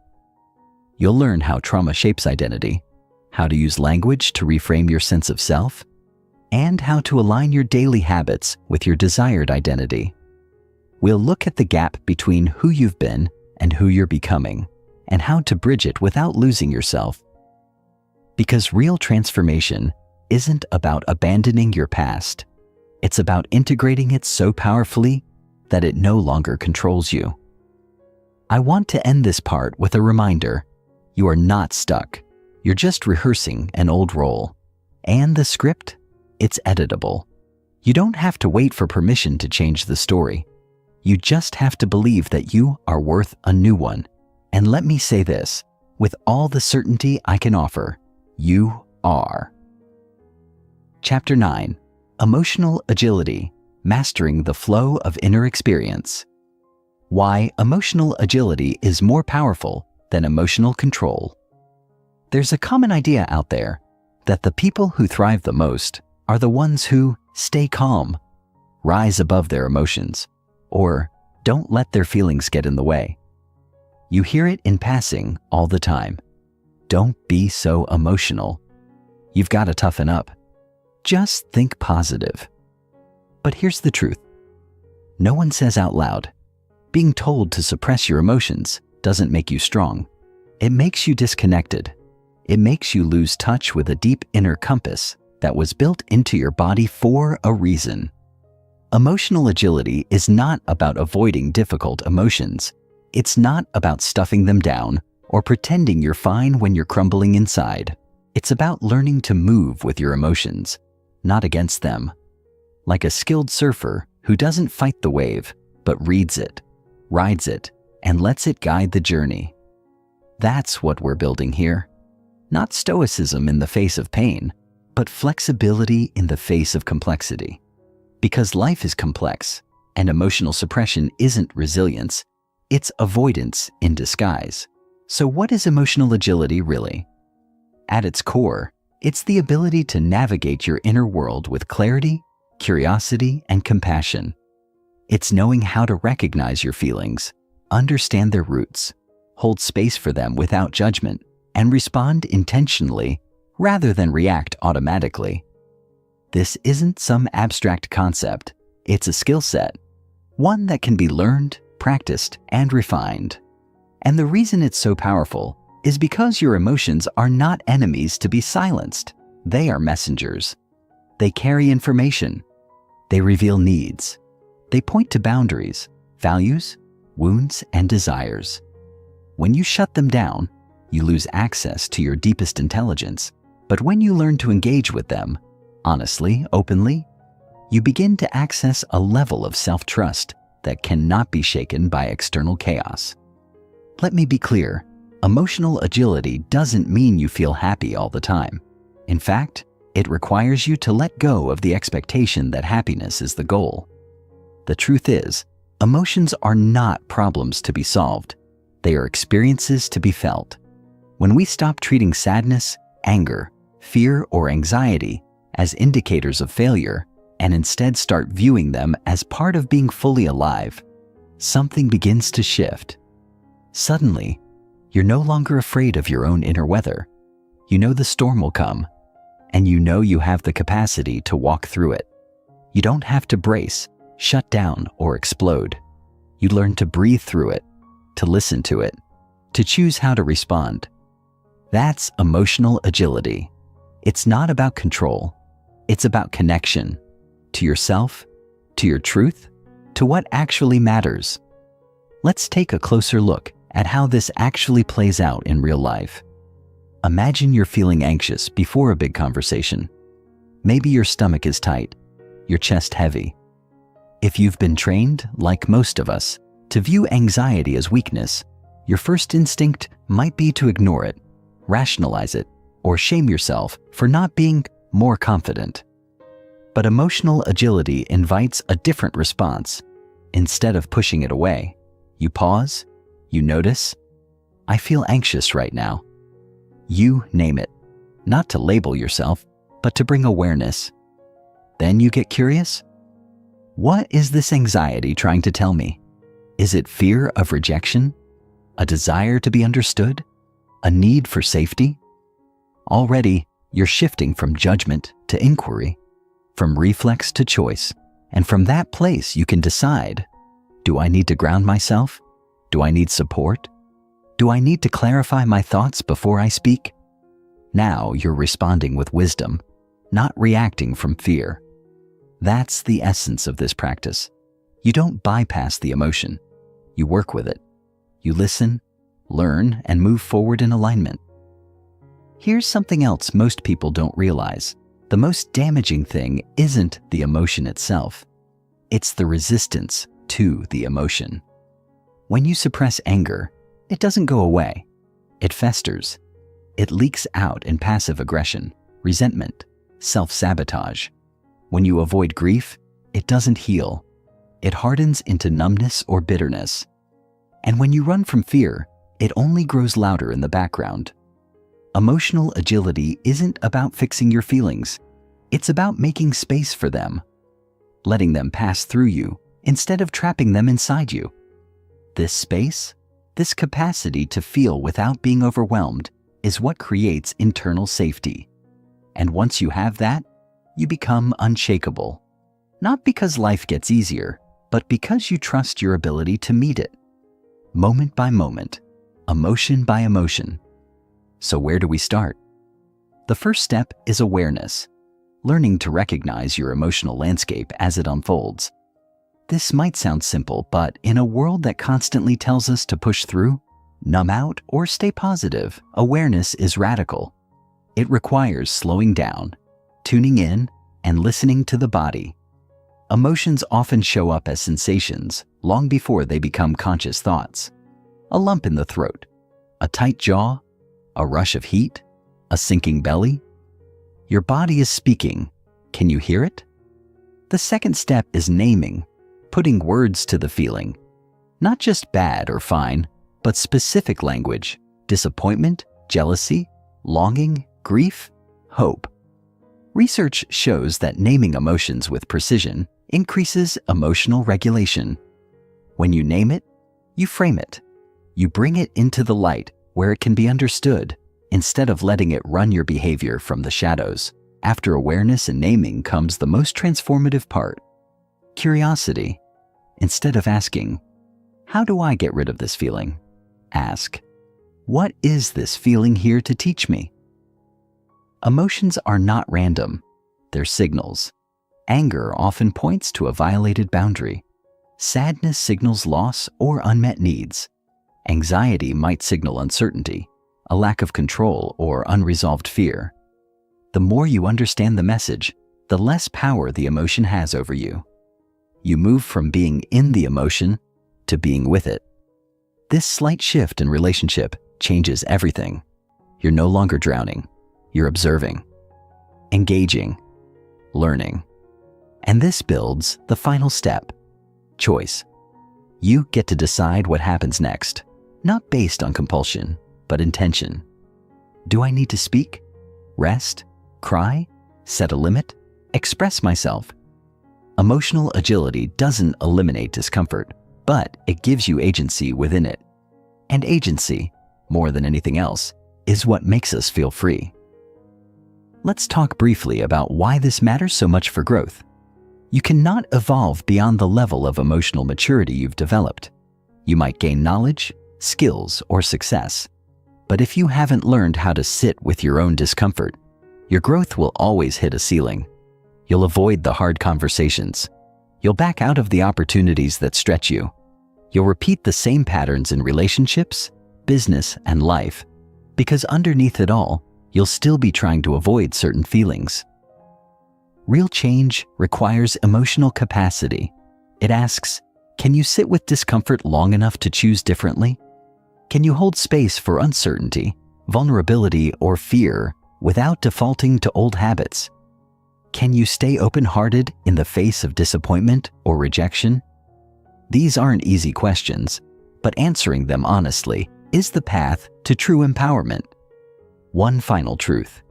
Emotional agility is not a linear journey. There will be days when you feel deeply connected to yourself, grounded and clear. And there will be days when you slip into old patterns, numb out, or get overwhelmed. That doesn't mean you failed. It means you're human. The goal isn't perfection, it's practice. Every time you choose presence over avoidance, curiosity over judgment, self-compassion over self-criticism, you are rewriting your emotional blueprint. You are becoming safer inside yourself.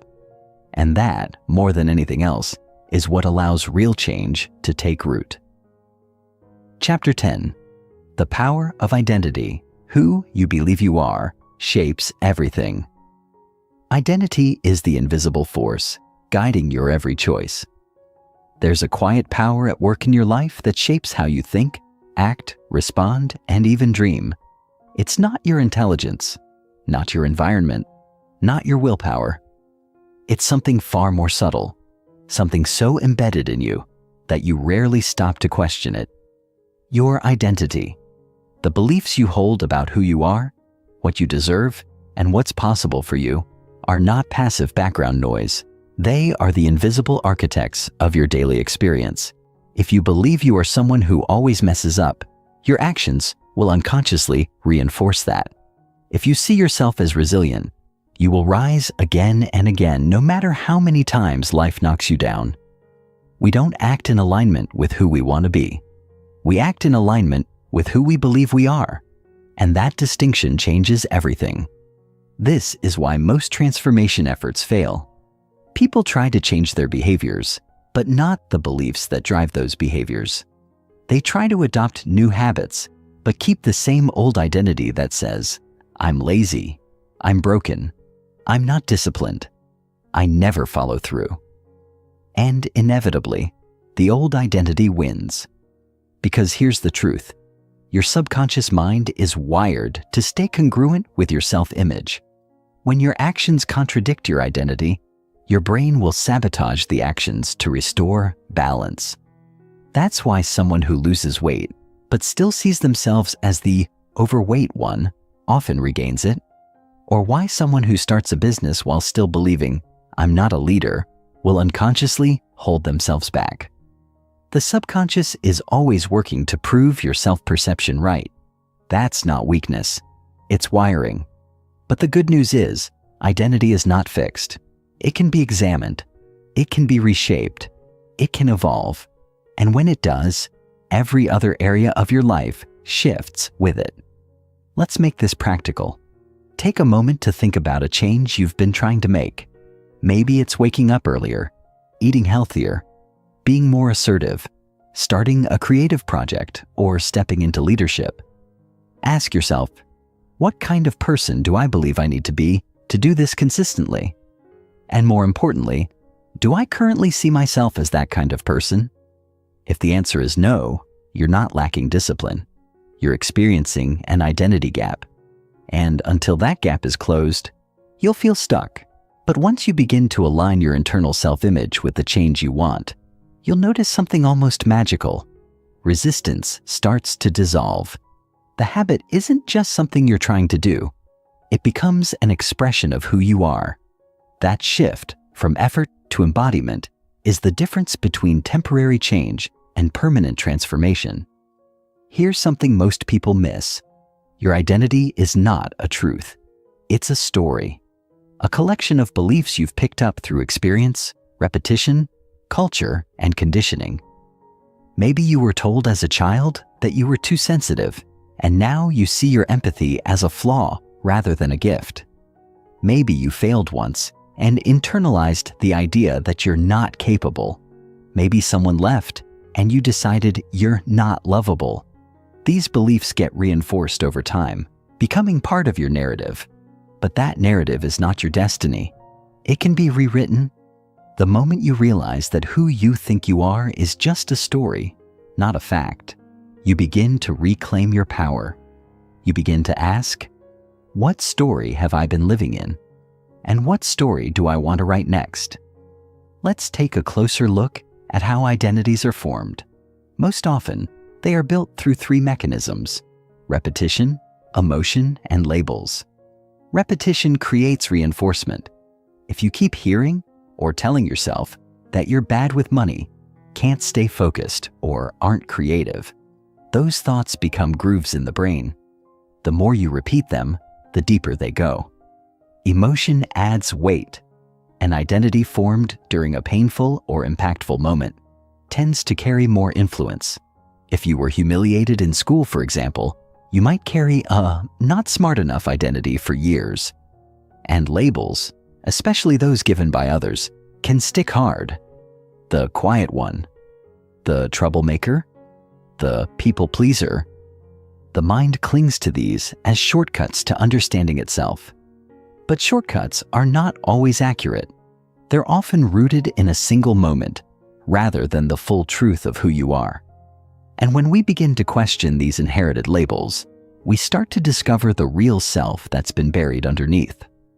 This is why identity work is some of the most courageous and rewarding work you will ever do. It requires you to question everything you thought was just the way I am. It asks you to hold up your beliefs and ask, is this actually true? Who gave me this belief? What evidence do I have for a different reality? And perhaps most importantly, who would I be without this story? These questions are not abstract. They are doorways to a new reality. Because once you shift how you see yourself, everything else changes. The risks you're willing to take, the standards you hold, the relationships you choose, the way you handle setbacks. Identity is the root. Everything else is fruit. One of the most helpful ways to begin shifting identity is through something called identity-based habits. This concept, popularized by behavior science and habit research, flips the usual formula. Instead of saying, I want to do this, you say, I want to become the kind of person who does this.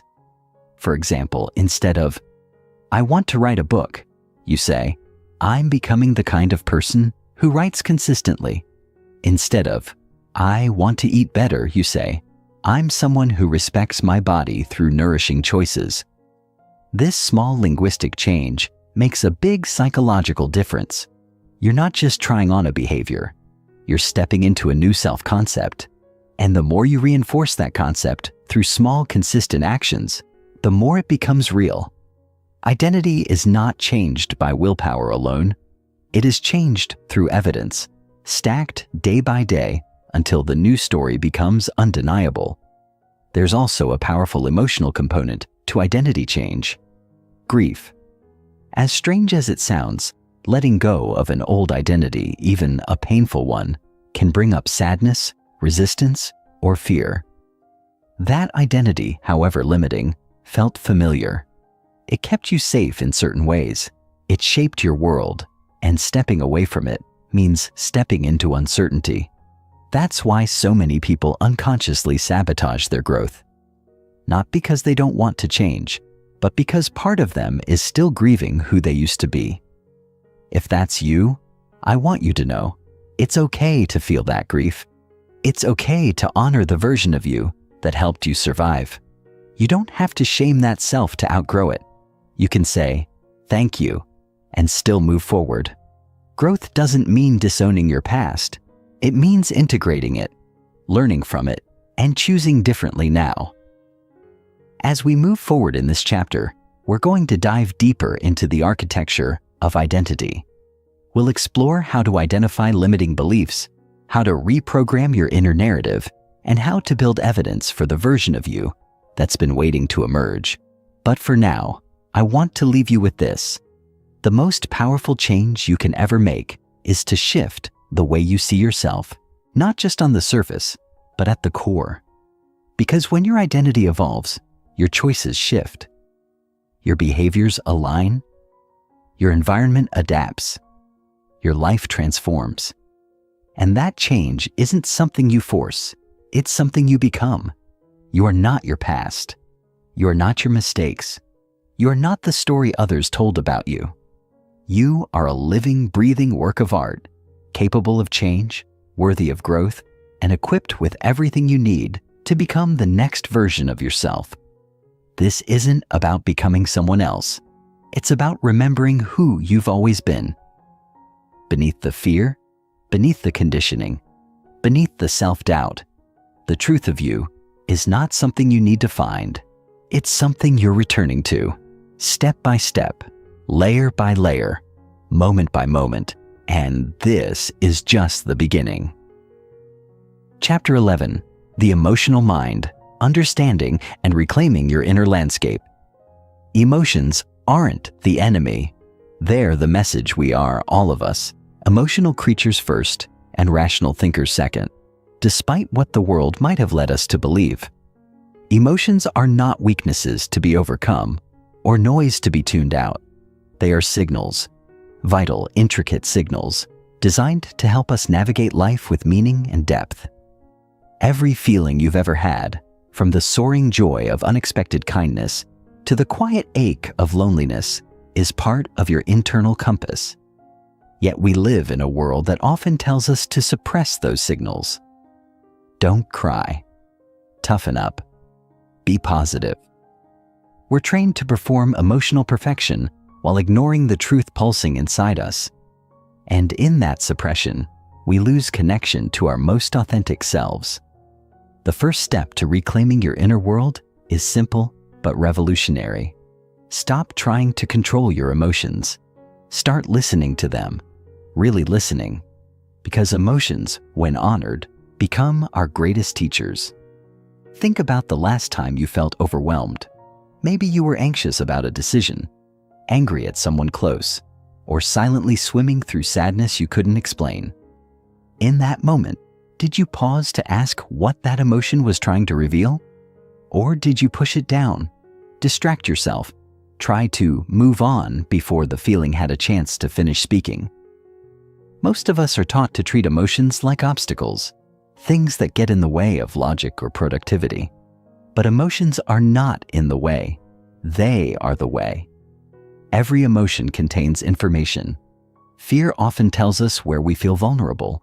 Anger shows us where our boundaries are being violated. Sadness points to what we value and may have lost. Joy reveals what truly matters. But to access that information, we have to stop labeling emotions as good or bad. No emotion is inherently negative. It is our relationship to the feeling, our resistance to it, that causes pain. Let's take a closer look at the emotional brain itself. Deep inside the limbic system, the part of your brain responsible for processing emotion, your amygdala scans the environment constantly, looking for signs of danger or reward. It responds faster than your rational mind. This means that your emotional reactions often arrive before your thoughts do. That's why you might feel a rush of anxiety or shame even before you can explain why.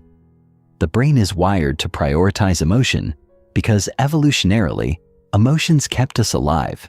Fear helped us avoid predators. Anger helped us fight for survival.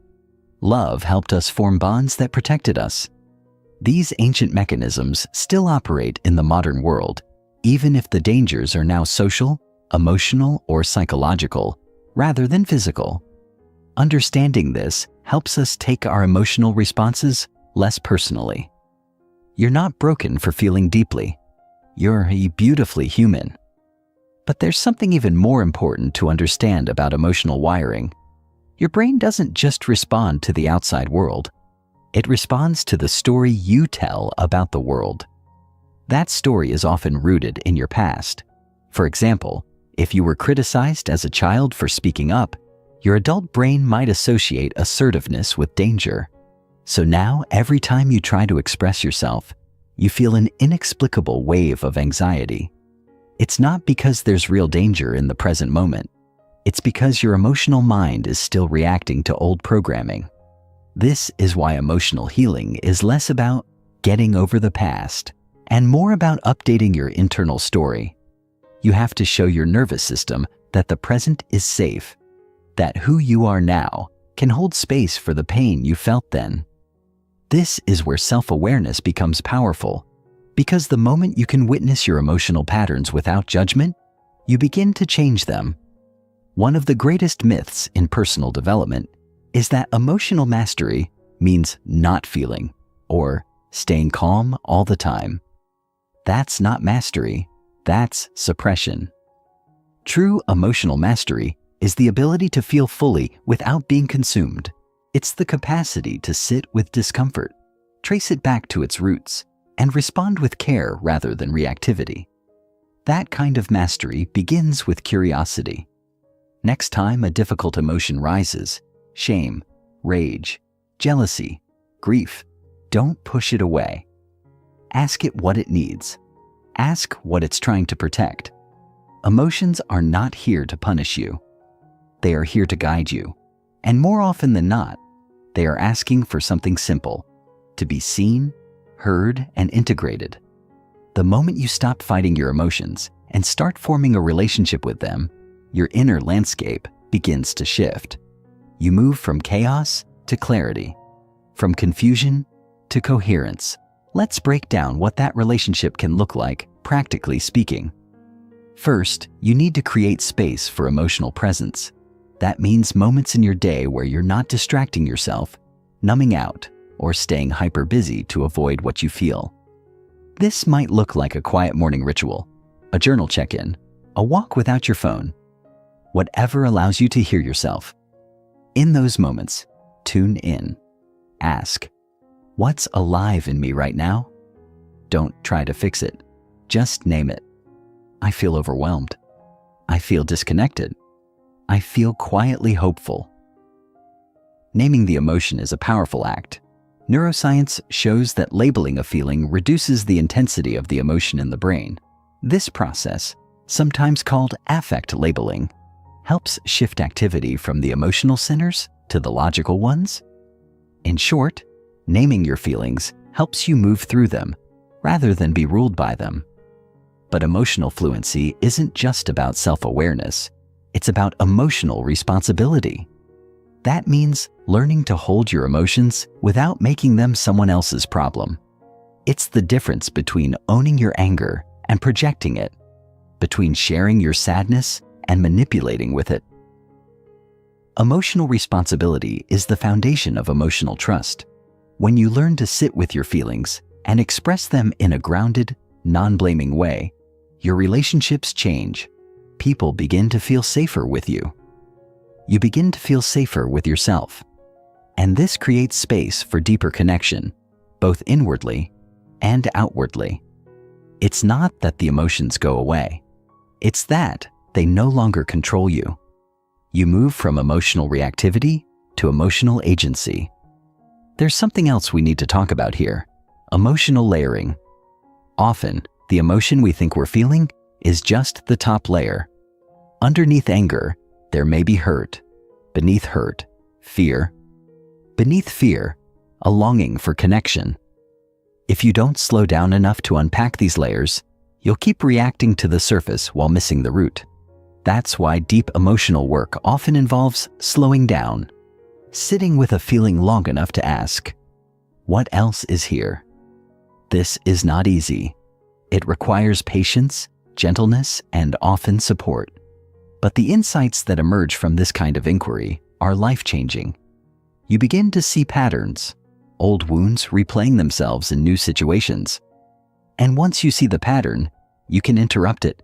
You can choose a new response. That's what healing is. Not erasing the past, but responding to the present from a place of awareness, not autopilot.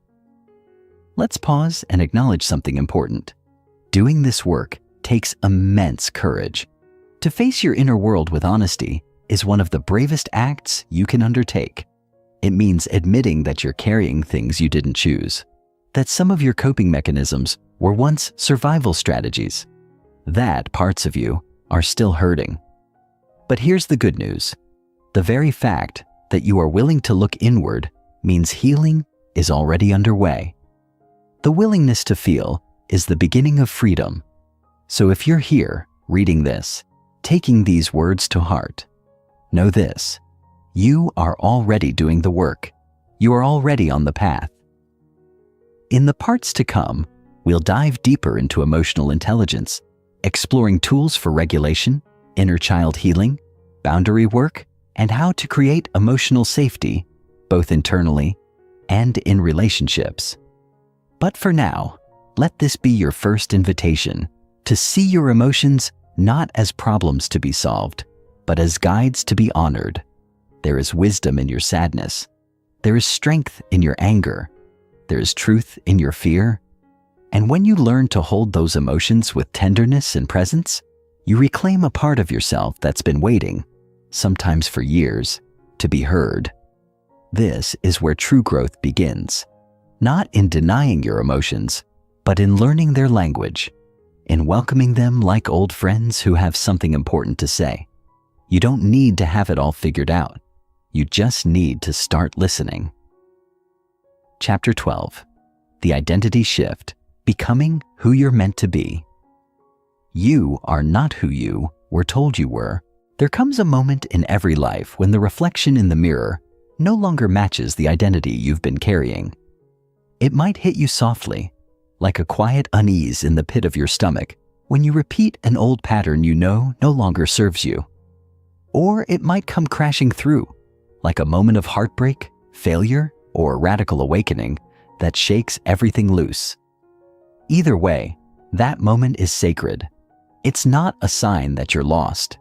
It's a sign that you're beginning to remember who you really are underneath the scripts, roles, and expectations you've unconsciously inherited.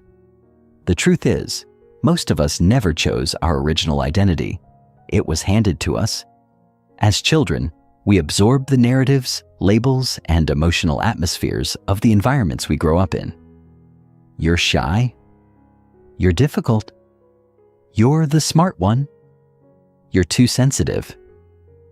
And without realizing it, we internalize those labels as facts. They become the scaffolding of how we see ourselves in the world. But here's the liberating truth. Identity is not fixed, it's fluid. And once you become conscious of the story you're living, you can rewrite it. Let's begin at the beginning. Because identity isn't just a list of adjectives or personality traits. It's a collection of beliefs, reinforced by experiences, that define what we think is possible for us. And those beliefs often run beneath our awareness. You might believe, for instance, that you're not the kind of person who takes risks, or that success is for other people, or that you have to work yourself into the ground to be worthy. These aren't just thoughts. They're identity-level beliefs. They influence everything from the goals you set, to the way you respond to feedback, to the kinds of relationships you allow yourself to have. What's more, the brain has a powerful tendency toward confirmation bias. That means it looks for evidence to support the identity you already believe in. If you believe you're bad with money, for example, your brain will unconsciously interpret financial mistakes as proof. And this creates a loop. Belief becomes behavior, becomes reality, becomes reinforcement. Unless something or someone interrupts the loop. And that interruption can be you. In fact, it has to be you. The first step in the identity shift is becoming the observer of your own self-concept. That means beginning to notice the stories you're telling yourself on autopilot, not with judgment, with curiosity. When you catch yourself saying, "I'm just not disciplined," pause and ask, "Where did I learn that? Whose voice is that? Is it true?" You'll be surprised at how many parts of your identity were never really yours to begin with. Maybe your father was highly critical, and now you see yourself through the lens of never enough. Maybe your early school years were full of comparison, and now your self-worth is hooked to external achievement. These imprints are powerful, but they're not permanent. Once you see them clearly, you can begin to disentangle from them. You can begin to choose a new foundation, but it begins with awareness. Always awareness. Let's dig a little deeper into why the brain clings so tightly to identity, even when it causes us pain. From a neurological standpoint, the brain is always trying to create safety, and nothing feels safer to the brain than predictability. That means your brain would rather stay in a familiar identity, even one that limits you, than venture into the unknown. It doesn't matter if the old identity is based in fear or scarcity or shame. If it's familiar, it feels safe. This is why real change often triggers resistance. You might consciously want to grow, but your subconscious identity is still anchored to the old version of you. That's not self-sabotage. That's survival programming. But once you understand this mechanism, you can work with it. You can begin to make safety in the new identity. That means repeating new beliefs, taking aligned actions, and slowly showing your nervous system that it's safe to become someone new. One of the most powerful tools for this process is a concept I call identity visualization. Unlike generic visualization, which often focuses on outcomes, the car, the job, the success, identity visualization focuses on embodiment. It asks, who is the version of me that already lives the life I want? What does she believe about herself? How does he treat his body, his time, his relationships? What kind of thoughts does she entertain? How does he respond to challenges? This is not about faking or forcing. It's about rehearsing, because the brain doesn't distinguish much between real and imagined experience.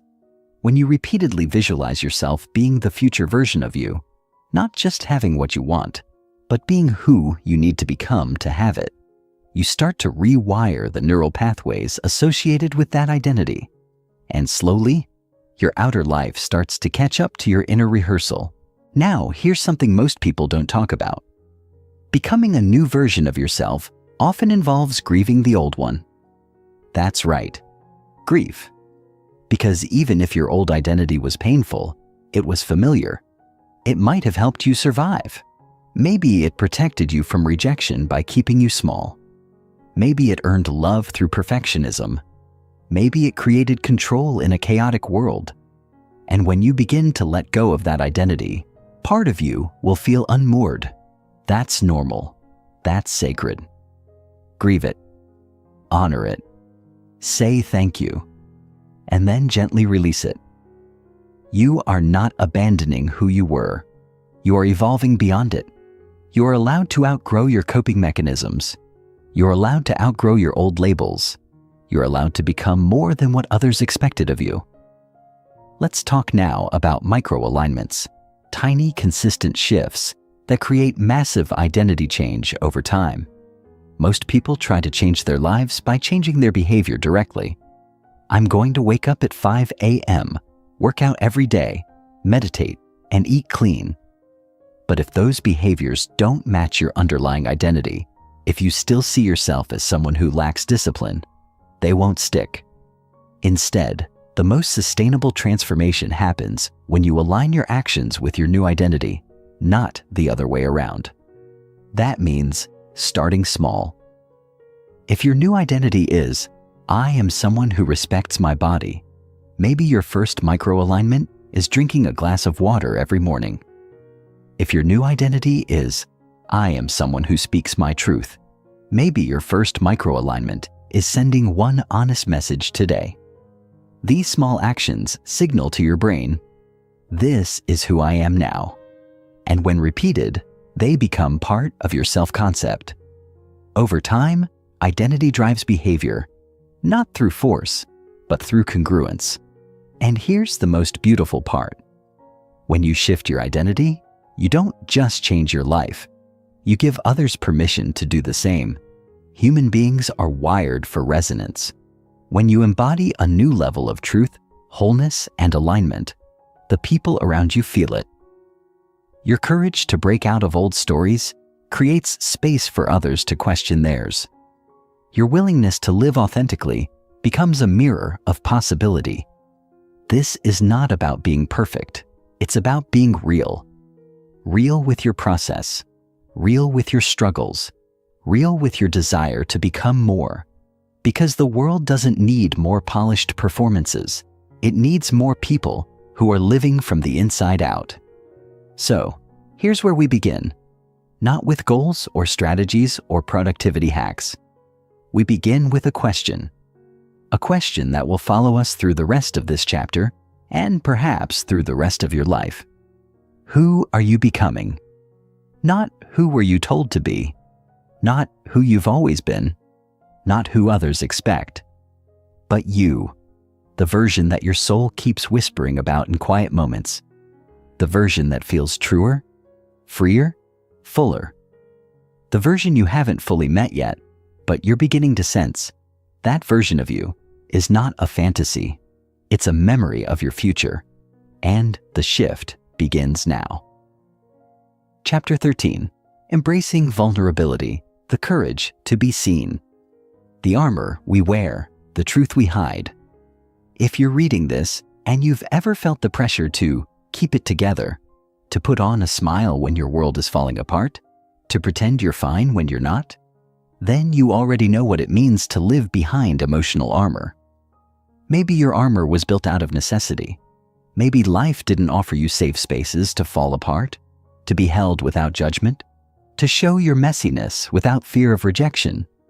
And so, over time, you learned to perform strength, to package your pain in silence, to filter your truth so you wouldn't make others uncomfortable. That armor probably served you. It got you through hard seasons. It helped you survive. But now you're being called to do more than survive. You're being called to live. And to truly live, to connect, to love, to create, to grow, you have to be seen.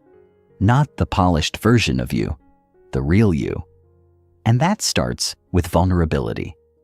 Vulnerability at its core is the willingness to be emotionally exposed. It means saying, this is who I am, without knowing how the world will respond. It means showing up without a guaranteed outcome. It's the trembling hand that reaches out first, the quiet confession of fear or longing, the brave, imperfect truth. And it's terrifying, because to be vulnerable is to risk being hurt. That fear is ancient. Our brains are wired to associate vulnerability with danger, because in our evolutionary past, being rejected by the group could literally mean death. So now, even in the modern world, where rejection doesn't threaten our survival, it can still feel like it does. That's why many of us would rather numb our emotions, control our image, or disappear into perfectionism than risk the raw, unfiltered exposure of vulnerability. But here's the paradox. The thing we most crave, true connection, can only happen through the very vulnerability we're afraid of. Think about the moments in your life when you felt closest to another human being. Chances are, those weren't the moments when everything was perfect.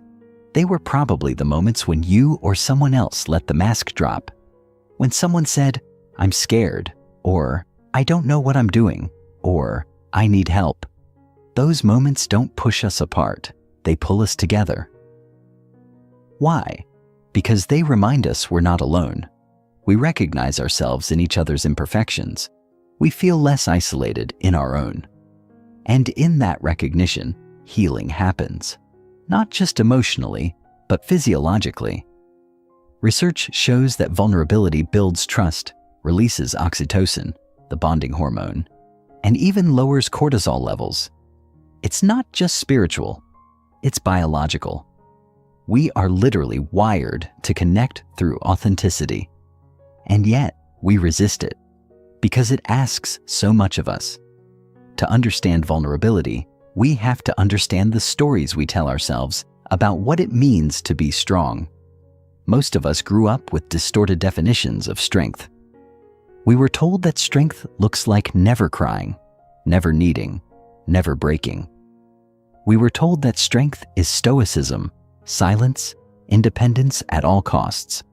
But that version of strength is brittle. It breaks under pressure. True strength is supple. It bends. It allows emotion to move through. It makes room for softness.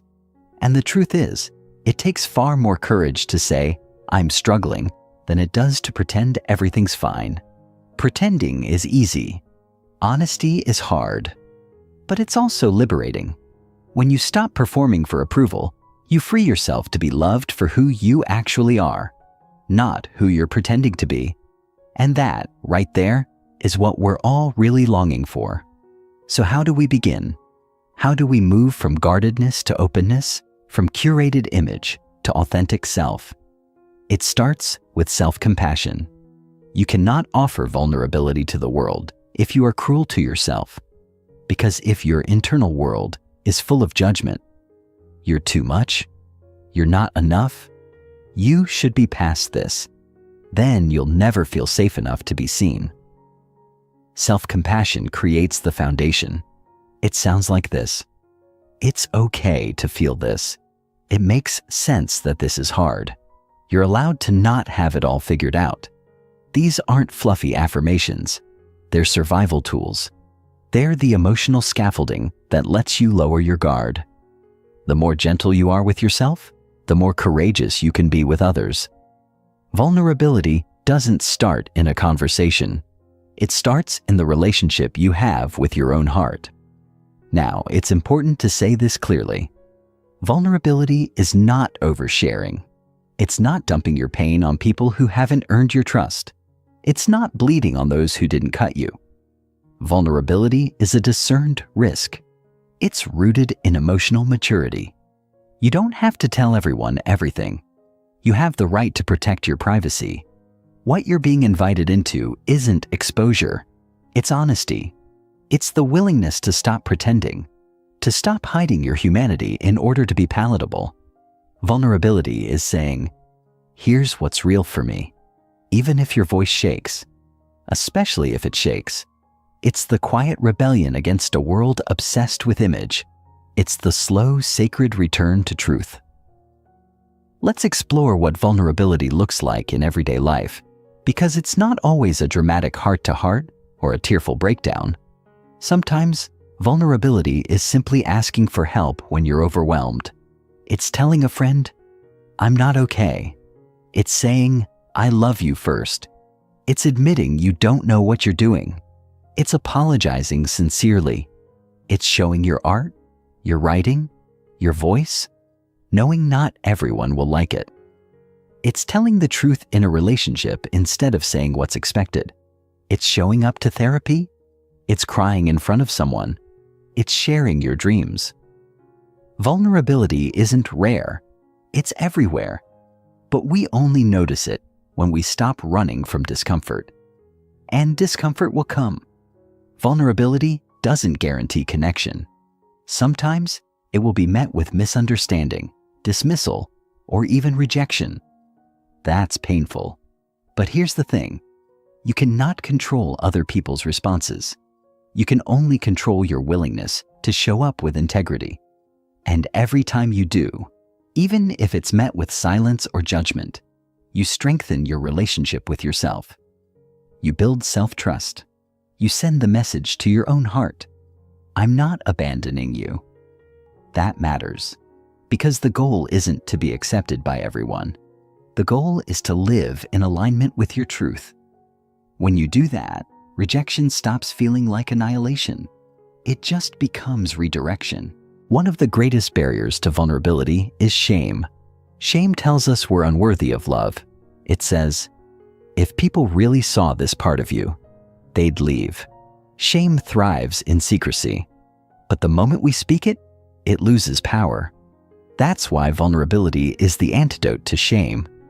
When you say out loud, I feel not good enough, and someone meets you with compassion, your brain rewires. It learns, this part of me is still lovable. That's revolutionary. Not just for your mental health, but for your identity. You stop seeing yourself as broken. You start seeing yourself as human. So here's the invitation for this week. Notice your armor. Where do you feel the need to hide, to edit, to perform? What parts of yourself do you only share when you feel safe? Then ask, what would it look like to bring 5% more truth into those spaces? Not 100%, just 5%. That might look like saying, I'm having a tough day instead of, I'm fine. Or sharing your idea in a meeting, even if it's not perfect. Or telling your partner, I feel disconnected lately. Vulnerability doesn't have to be big to be brave. Every drop matters. Every drop counts. The truth is, most of us are walking around with the same fears of not being enough, of being too much, of being unlovable. And yet, we cover those fears with 1,000 masks, thinking that will protect us. But the masks keep us lonely. They keep us disconnected. When you take yours off, just a little, you make it safer for others to take theirs off too. That's how we change the world. Not through perfection, but through presence. Not through performance, but through truth. You were never meant to carry your pain alone. You were never meant to harden in order to survive.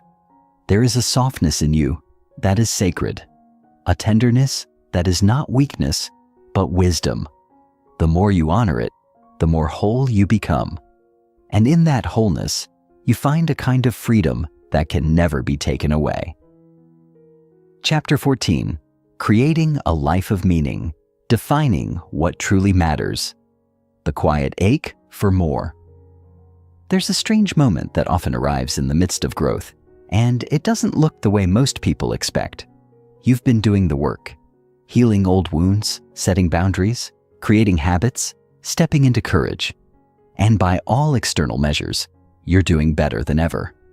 And yet, something still feels hollow. You sit in your newly organized, peaceful home, journaling your gratitude list, repeating your affirmations, doing everything right, and still, a quiet ache lingers beneath the surface. It's subtle, but unmistakable. A low, persistent whisper. Is this all there is? You try to push it away. You tell yourself you should be happy. You've come so far. But the ache remains, and if you're honest, it's not a sign that something's gone wrong. It's a sign you're ready to go deeper. You're no longer just seeking survival. You're seeking meaning. And that changes everything. Meaning is not the same as happiness. Happiness is an emotional state, temporary, sometimes fleeting, sometimes strong, but always shifting. Meaning, on the other hand, is a deep-rooted sense of alignment. It's the experience of living in integrity with your values. It's knowing that your life, however ordinary or imperfect, matters. That it touches others. That it reflects something honest. And yet, most of us spend years chasing happiness while neglecting meaning. We follow formulas. Get the job, get the house, get the body, get the relationship, hoping that eventually the emptiness will disappear. But formulas don't feed the soul. Meaning does. And meaning, unlike happiness, doesn't always feel good. In fact, it often asks us to do hard things, to say no when it would be easier to say yes, to walk away from comfort, to face the truth, to serve others, to grow past the limits of our ego. But what it gives us in return is irreplaceable. A life we can stand behind. A life we're proud of, even when it's hard. To begin creating a life of meaning, We have to start by getting brutally honest about where we've borrowed our definitions of success. Most people are walking around carrying someone else's version of what a meaningful life looks like.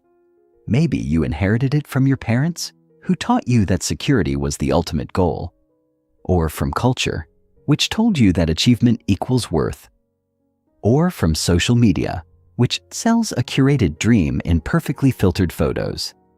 And maybe that dream isn't wrong, it just isn't yours. The first step to meanings is deconstruction. You have to be willing to question everything you've been taught, not with cynicism, but with curiosity. What if the life you're building is beautiful, but not your life? What if you're climbing a ladder that's leaned against the wrong wall? These questions are uncomfortable, but they're also liberating. They give you permission to redefine everything. So what does a meaningful life look like for you? That's not a question you can answer in 5 minutes. It's a lived inquiry. It requires listening. It requires stillness. Most of us are so caught up in doing that, we've forgotten how to listen. We don't pause long enough to ask ourselves what truly matters, let alone answer it. So start by carving out space. Quiet mornings, long walks, time in nature, moments of solitude, and simply ask, what do I value most in this world? Not what you should value. Not what looks good on a resume. What moves you? What breaks your heart open? What makes you feel connected to something larger than yourself? For some, it's creativity. For others, it's service. For others still, it's family, learning, truth, beauty, adventure, community, freedom, spirituality. There is no right answer, only your answer. Meaning is found at the intersection of your deepest values and your everyday life. It's not something you discover in a mountaintop revelation. It's something you build, choice by choice, moment by moment. It's infused in how you treat people, in how you spend your time, in what you say yes to, and what you walk away from. And the biggest barrier to meaning? Distraction. The world is full of noise, full of messages pulling you away from your center. You'll be told to hustle more, do more, be more.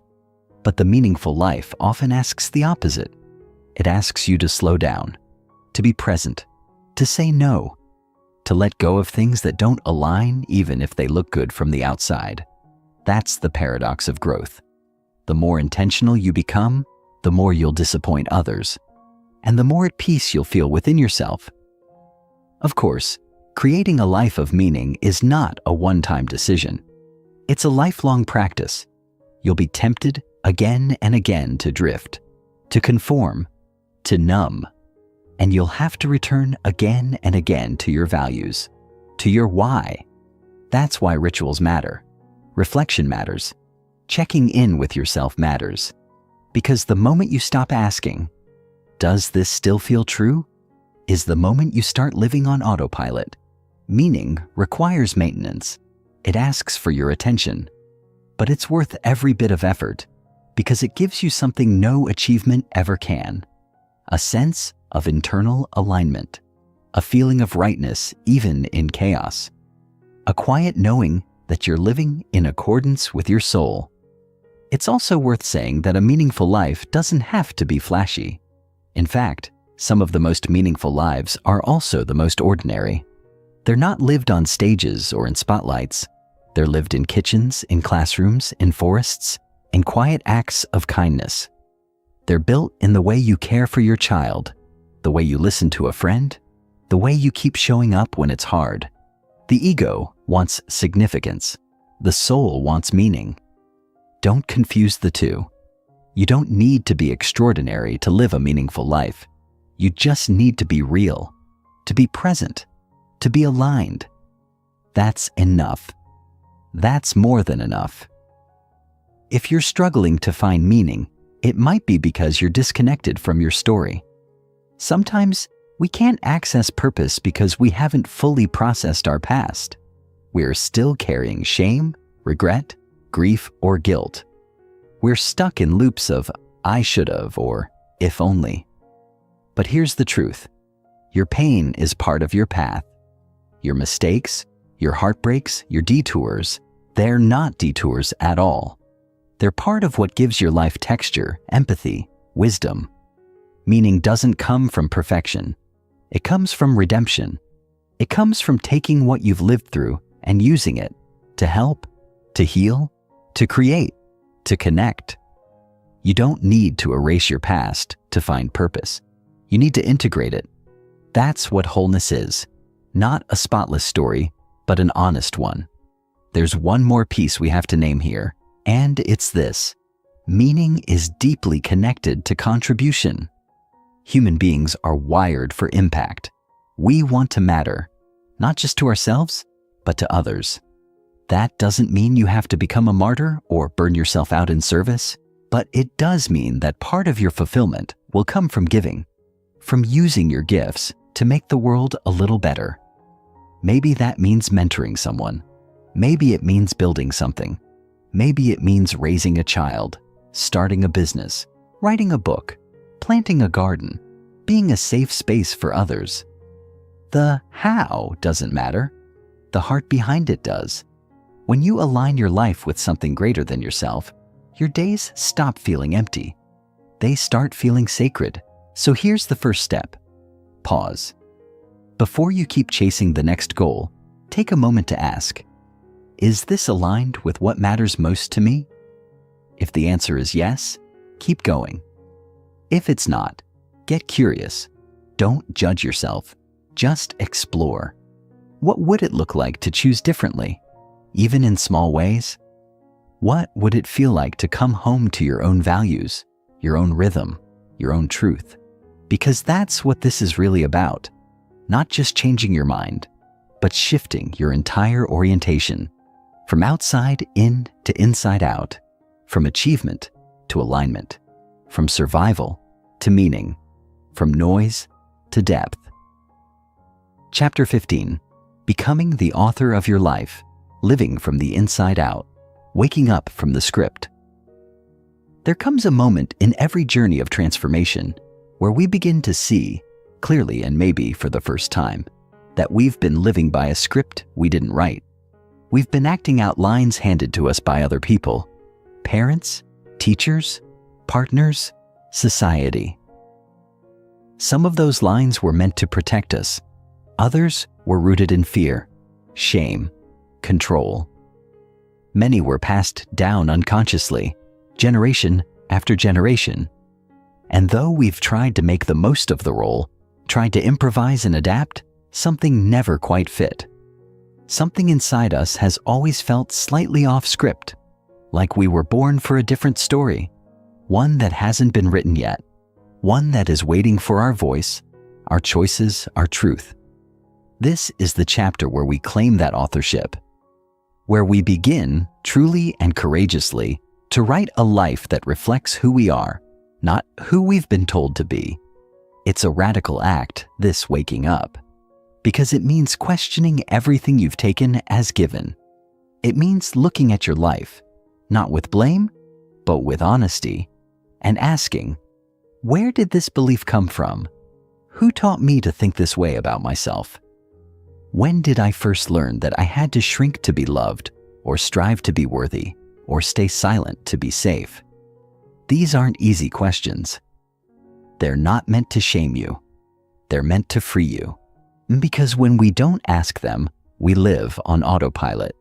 We become characters in someone else's story. But when we do ask them, when we bring light to the unconscious scripts, we begin to reclaim our power. The truth is, no matter how long you've lived by default, you can begin at any moment to live by design. And the first step is awareness. Start with the stories. Every one of us carries a collection of core stories about who we are, what's possible, and what we deserve. These stories shape everything: our relationships, our careers, our inner dialogue. They often begin in childhood, in moments of pain or praise, and solidify over time. Maybe your story was, I'm the responsible one. So you became the caretaker, the overachiever, the one who holds it all together. Or maybe it was, I'm not good enough. So you kept chasing approval, chasing perfection, never feeling like you quite arrived. These stories aren't facts, they're interpretations. And if you can write a story, you can rewrite one. You are not bound by the narratives of your past. You are the editor. You get to decide what stays and what goes. But you have to see them clearly first. A powerful practice here is to sit down with a blank page and write, without filtering, the story you believe about your life. Not the story you tell others, but the one you tell yourself in the quiet moments. The one that plays in the background when you're alone. Write it all out. Your beliefs about love, success, failure, identity, purpose. Then ask yourself, who wrote this? Whose voice is this? Is it my own, or does it belong to someone I was trying to please, impress, or survive? And finally, is it still true? Does this story serve the life I want to live? That last question is everything. Because some stories, while once protective, have become prisons. And part of growing is outgrowing. It's important to understand that authorship doesn't mean control. Life will still throw curveballs. There will still be pain, loss, uncertainty. But authorship means you get to decide what those things mean. You get to choose the lens. You get to determine how you will respond, what you will make of your experiences, what you will carry forward, and what you will leave behind. Viktor Frankl, a Holocaust survivor and brilliant psychiatrist, wrote, "Everything can be taken from a man but one thing, the last of the human freedoms, to choose one's attitude in any given set of circumstances." That is the heart of authorship. Not the power to avoid pain, but the power to interpret it in a way that honors your values, your strength, your growth. The more you step into authorship, the more you realize that your life doesn't have to be impressive to be meaningful. It doesn't have to match anyone else's timeline or aesthetics. It just has to be yours. Authorship is about congruence, about integrity, about making choices that are aligned, not with who you were told to be, but with who you are becoming. And sometimes that means choosing paths that others don't understand, saying no to things that look good but feel hollow, saying yes to things that scare you but feel true. It's not about getting it perfect, it's about getting it honest, and that takes practice. One of the most common barriers to authorship is fear, specifically the fear of disappointing others. We're social beings. We're wired for belonging. And for many of us, the idea of stepping outside the expected story feels like a betrayal of family, of culture, of identity. But here's what's true. Every time you abandon yourself to please others, you deepen your own self-betrayal. And every time you honor your truth, even in small ways, you build trust with yourself. That trust is the foundation of authorship. You cannot write your life with confidence if you're constantly editing yourself for approval. The cost is too high. Approval is temporary. Alignment is sustainable. To begin living as the author of your life, you must also become a student of your inner world. Learn your patterns. Notice your triggers. Listen to your intuition. When something feels off, don't dismiss it. Explore it. When something lights you up, don't downplay it. Follow it. You are constantly being guided, but most of us have been trained to ignore the signals. We override our instincts with logic, with fear, with shoulds. But authorship is about reclaiming your inner authority. It's about letting your values, not your fear, be the compass. Letting your truth, not your conditioning, be the guide. And remember, your story doesn't have to be dramatic to be powerful. It just has to be real. Some people think they need a big transformation to feel worthy of a new story. They think they need to burn everything down, quit their job, move to another country, start over completely. And sometimes, sure, that's what life asks of us. But often, authorship happens in the small moments, in the decision to speak up, to rest, to try again, to tell the truth, to forgive yourself, to start writing that book, to ask for help. Don't underestimate the power of micro moments. That's where your life is being shaped, minute by minute, word by word. So here's your invitation. Take the pen back. No matter how long you've been following a script, no matter how stuck you feel, no matter how messy your past, this is a new page. This is a fresh chapter. You don't need anyone's permission to begin again. You don't need to have it all figured out. You just need to be willing to listen to your own voice, to your own heart, to your own rhythm. That's where your real life begins. That's where the story shifts. Not with perfection, but with presence. Not with a grand plan, but with a single, honest choice. This chapter is the start of something real, something deeply human, something only you can live. And I'll say this, because it matters. You are not too late. You are not too broken. You are not behind. You are exactly where you need to be to begin. Right here, right now, with a pen in your hand and your story still unfolding.